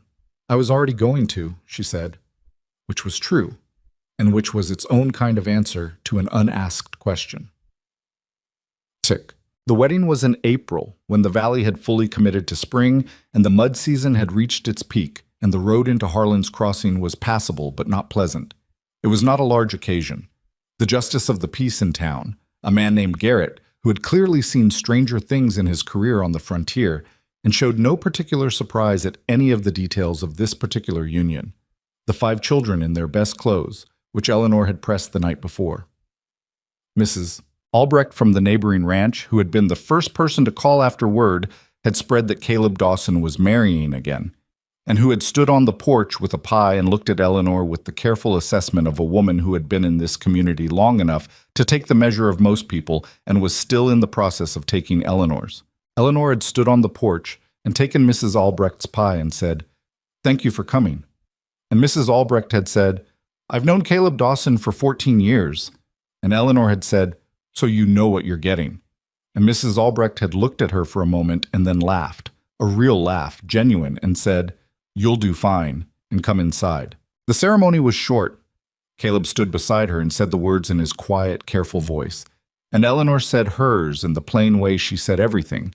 And the justice of the peace said what justices of the peace say, and it was done. Eli cried. Not from sadness, from the specific emotional overload of a 6-year-old at an occasion that he understood mattered enormously, but did not have all the tools to process. He stood next to Thomas and cried silently for about 2 minutes, and then stopped and wiped his face with his sleeve and looked at Eleanor with the expression of someone who has completed an appropriate emotional response and is ready to move on. Henry shook Caleb's hand with the seriousness of a person who has decided this moment requires seriousness, and then looked at Eleanor and said, "I told you," which was so thoroughly Henry that she had to look away. June put her hand in Eleanor's briefly, while the justice of the peace was gathering his papers, and said nothing. Eleanor held it for a moment and then let go, and that was all, and it was everything. Clara stood a little apart and watched, and when Eleanor looked at her, she gave a single nod. The same nod she had given the night in the main room when everything had been decided. Small and complete and meaning more than most speeches. Thomas said nothing until they were on the wagon going home, when he said to no one in particular, "The east fence is going to need more work this year." And Caleb said he knew, and Thomas said he'd help with it, and that was the Dawson men settling back into their ordinary language after an extraordinary day. And Eleanor understood it, and did not try to make it something else. What the spring and summer revealed was this: a life is not a single choice. It is 1,000 smaller ones, made every day in ordinary circumstances by imperfect people doing their best with what they have. Eleanor had known this in theory. She knew it now in practice. The ranch came alive in spring the way it always had, with the particular relentlessness of a working place that does not take seasons off. Caleb and Thomas and Henry worked the cattle. Eleanor and Clara worked the household and, increasingly, the kitchen garden, which Eleanor had decided in March to expand significantly, and which Clara had designed with an efficiency that made Eleanor look at her and think, not for the first time, that this girl was going to be extraordinary at whatever she decided to do with her life. The lessons continued. Thomas was good at mathematics in the specific way of a person who doesn't find it interesting but finds it logical, which served him adequately. Henry was terrible at sitting still, which meant lessons required a certain amount of creative management. June read everything Eleanor put in front of her, and then asked for more. And Eleanor wrote to her sister in Cincinnati and asked Margaret to send books, which Margaret did with a note that said she was glad Eleanor had found something she could see herself in. Eleanor reread the note a few times and felt the complicated warmth of being known by someone who had known you a long time. Eli learned to write his name in May, all 4 letters, in the large round print of a child who is very serious about each stroke. He presented this accomplishment to Eleanor at the kitchen table with the solemnity of someone handing over important documents. She told him it was very well done. He said he knew. The ranch improved in ways that were not dramatic and were, for that reason, more durable than dramatic improvements tend to be. The duplicate billing at the general store was resolved in February and turned out to have been deliberate. Not catastrophic fraud, just the small opportunistic dishonesty of a man who thought a grieving rancher wasn't watching his accounts closely enough. Caleb dealt with it directly and with a brevity that Eleanor admired, and the billing irregularities did not recur. The kitchen stores were properly managed. The fence held. The cattle came through winter better than they had in 2 years, and Caleb said so at supper one evening in April with the flat plainness of a man reporting a fact, and Eleanor understood that it was also something else. They fought twice before summer, which she had expected and which she handled without collapsing, because she was not a woman who collapsed, and because she had been warned by Clara and had taken the warning seriously. The first fight was about the cattle, and a decision Caleb made without consulting her that she thought was wrong, and told him so in the kitchen with a precision that made him go very still. And then, after a pause, acknowledged that she had a point, which was its own form of remarkable. The second fight was about something smaller, and was resolved by the end of the same evening and left no lasting marks, just the slightly clarified air of 2 people who have worked out where the lines are. She was not Mary Dawson. She never tried to be, and it would not have worked if she had. The house had its ghosts, and she made no attempt to clear them, because you cannot and should not clear the people a family has loved. What she did was fill the present tense of the house, which was where she lived, and let the past be the past's own business. There was an afternoon in July that she thought about for a long time afterward. She was in the kitchen garden in the early evening, pulling weeds from the bean rows, which was the kind of work she had come to find satisfying in the way of things that have visible results. The garden had grown past her early ambitions for it. Claire had been right about the layout, and it showed. The light was long and golden, the kind of summer evening light that makes everything look slightly more important than it is. She heard the children from somewhere across the yard. Henry and Thomas had been working on something structural all afternoon, a project of their own devising, involving lumber and rope and an ambition that Eleanor had thought best not to examine too closely. June was reading on the porch. Eli was somewhere with Biscuit, which was his default location. She heard Clara's voice from the direction of the barn, and then Caleb's, and she did not pay particular attention until she heard Clara laugh. Not the careful, controlled sound Clara usually managed. Not the snow fight laugh from Christmas that had been release, pure and sudden. This was different. This was relaxed. The laugh of someone who is not braced for anything. Eleanor stayed in this garden and kept pulling weeds and did not go to see what had been funny, because it was not hers to see. It was theirs. Caleb and his eldest daughter finding their way back to something they had lost, in the privacy of a barn on a July evening, in whatever small, ordinary way these things are rebuilt. She worked on the beans until the light changed. When she came inside, Clara was setting the table with her usual efficiency, and Caleb was washing his hands at the basin, and neither of them said anything about whatever had just happened, which was how it should be. Some things don't need to be reported. They just need to happen. Dog. In August, Eli stopped sleeping with the cloth rabbit. He did not announce this. Eleanor noticed because she made his bed and the rabbit was on the shelf above his pillow instead of in the bed, which it had been every night for 8 months. She looked at it and then made the bed and did not say anything. The following week, he asked Clara to tell him something about their mother. Eleanor was in the hallway when this happened, not eavesdropping, just passing, and she heard Eli's voice through Clara's half-open door, small and serious, asking his question. There was a pause, and then she heard Clara begin to talk, in a voice she had not heard Clara use before. Lower, slower, unguarded. She was describing something their mother used to do in the mornings, some habit or ritual, and Eli was listening in the particular absorbed silence of a child receiving something important. Eleanor walked past the door and went downstairs and started supper. Later at the table, Eli said, out of nowhere, "Clara says Mama used to hum when she worked."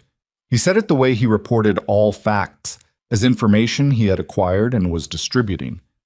"Did she?" Caleb said. He said it quietly. Clara said it drove Papa crazy when she was trying to concentrate. Eli looked at his plate. But now Papa misses it? The table was quiet for a moment. That's true, Caleb said. He said it simply, without drama, and looked at his food. Clara was looking at her plate, but her face had the particular expression of a person who has done something they are not sure was right and is waiting to find out. Caleb reached over and put his hand briefly on the back of her chair, which was not touching her exactly, but was close enough, and Clara exhaled. Eleanor looked at her beans and thought about what it means to hold someone's grief for them until they are ready to carry it themselves, which is one of the things families do, and perhaps one of the most essential. There are things that do not resolve cleanly. Eleanor had known this before Montana, and Montana had not changed it, had if anything confirmed it, because a place that honest about weather and difficulty was not going to pretend about human nature either. Caleb still had days when he went quiet, in the particular way that meant he was somewhere she could not reach him. She had learned not to push on those days, and to be there on the days after, and to say directly when his silence had lasted long enough that it was starting to affect the household. He did not always take this well. He was a man who had been the only authority in his own life for a long time, and he did not relinquish that easily or without occasional friction. But he was trying. She could see it in the way he asked questions he wouldn't have asked 6 months ago. In the way he looked at his children, really looked, not the managed, careful looking of a man keeping his distance, but the direct and sometimes uncomfortable attention of a parent, present in the full complexity of what he was watching. He was learning, at 38, to be in the room with his own life, and it cost him something she could see and respected. Clara turned 15 in October. Eleanor made her a cake, which was not as good as the cake would have been if she'd had proper ingredients, but which was made with attention and came out well enough. Clara ate 2 pieces and said it was good, and that was high praise from Clara, who was not generous with assessments of cooking she hadn't done herself. After supper, Eleanor found her standing on the porch in the October cold, looking at the dark hills. "What are you thinking about?" Eleanor asked. Clara thought about it. "About what I want to do," she said. "After. When I'm older." "What do you think?" "I don't know exactly." She was quiet for a moment. "Something that uses... I want to do something where I'm actually doing things, not just waiting for things to happen." She looked at Eleanor. "How did you know? That you wanted to be somewhere different?" Eleanor leaned on the porch railing. "I didn't know what I wanted," she said. "I knew what I didn't want. Sometimes that's enough to start." "What didn't you want?" "To stay small," Eleanor said. "To keep having the same small days." She paused. "I don't mean that disapprovingly. Some people are happy with small days. I wasn't." Clara looked at the hills. "I'm not either," she said. "I know," Eleanor said, "and that's not a problem to solve. It's just a thing to know about yourself." They stood on the porch in the October dark for a while.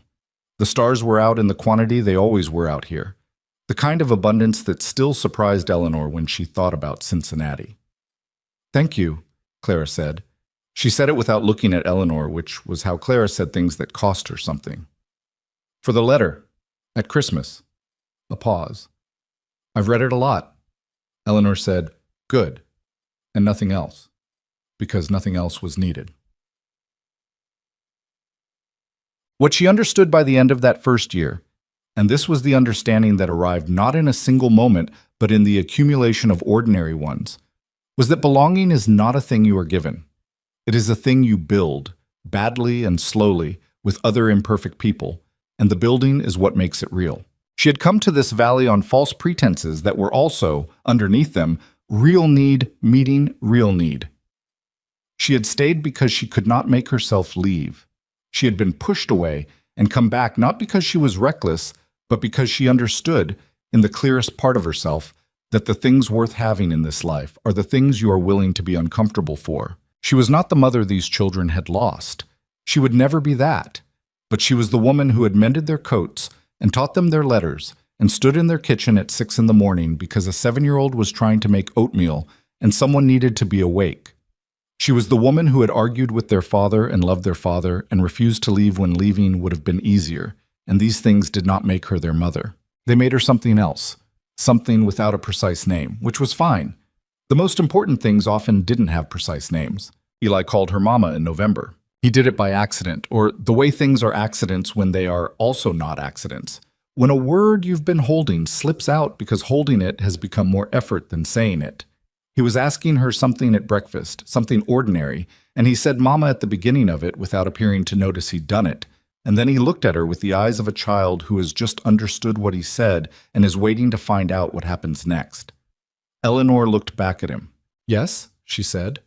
Eli asked his question. She answered it. Breakfast continued. She did not look at Caleb across the table, but she felt him go still, and then not be still. And from the corner of her eye, she saw him pick up his coffee cup and look at the window with an expression on his face that she had never seen on it before and hoped she would see many more times. The other children said nothing. June found something very interesting to look at in her oatmeal. Thomas developed a sudden need to examine the bread. Henry, miraculously, said nothing at all. Clara looked at Eleanor across the table with her clear, dark eyes. Eleanor looked back. Clara looked down at her plate, and the corner of her mouth moved just slightly, and she ate her breakfast. By the time the second winter came, the ranch had settled into what it was going to be. Not perfect, not without its difficulties, but genuine, real. The kind of place where people lived actual lives with their actual faults and their actual love for each other, which was the only kind of life worth having. The account book balanced. The fence held. The kitchen stores were deep enough that the first bad storm of November did not threaten them. Caleb hired a hand in the fall, a young man named Davis who was quiet and reliable and who the children accepted without much drama because the threshold for new people in this household had changed. They were less fragile about it. They could absorb the world now in a way they couldn't before. Henry turned 12 in December and was taller than Thomas by a quarter inch, which he considered his greatest personal achievement of the year. June had read every book Margaret had sent and had written Eleanor's sister a letter in her careful hand, thanking her and asking if there were more. Margaret had replied with 3 additional books and a note to Eleanor saying she sounded happy, which Eleanor read and folded and put in the drawer by her bed. Thomas fixed the latch on the mare's stall in October, without being asked. Before anyone remembered, it had never been properly repaired. Clara began corresponding with a woman in Billings who ran a small school about what qualifications might be required and what the path to teaching looked like. She had not announced this. Eleanor found out because Clara asked to borrow her writing paper and was precise about why. Eleanor gave her the paper and did not make it into a conversation because Clara would make it into a conversation when she was ready. Caleb built a bookshelf. He built it without announcing he was going to, over several evenings in the main room, with the quiet, focused work of a man who has a plan and is executing it. It was not particularly elegant. The joints were solid, but the proportions were slightly off on the top section, which he acknowledged with a brevity that meant he had noticed and had decided it was good enough. He put it against this wall near the fireplace, and Eleanor filled it with the books she had, and the books Margaret had sent, and the school books, and a handful of other things she had accumulated over a year in this house. She stood in front of it one afternoon and looked at it. Her books, and the children's books, and the account ledger she kept there now, and Clara's schoolwork, and Eli's primer, and felt the strange particular satisfaction of a shelf that is full, because a life is full. "It's off on the top," Caleb said from behind her. "I know," Eleanor said. "I like it." He stood beside her and looked at it. "Why?" "Because you built it," she said. "And you built it for me, and nothing built with that intention needs to be perfect." He was quiet for a moment. "That's a generous interpretation of imprecise carpentry." "I'm a generous woman," Eleanor said, and he made that sound that was finally, definitely a laugh, real and quiet in hers, and she had been listening to it develop all year the way you listen to something grow, and it was the best sound in the house. This was what she had come across half a continent for, though she had not known it at the time. Not the man alone, not the children alone, not the land or the life or any single thing.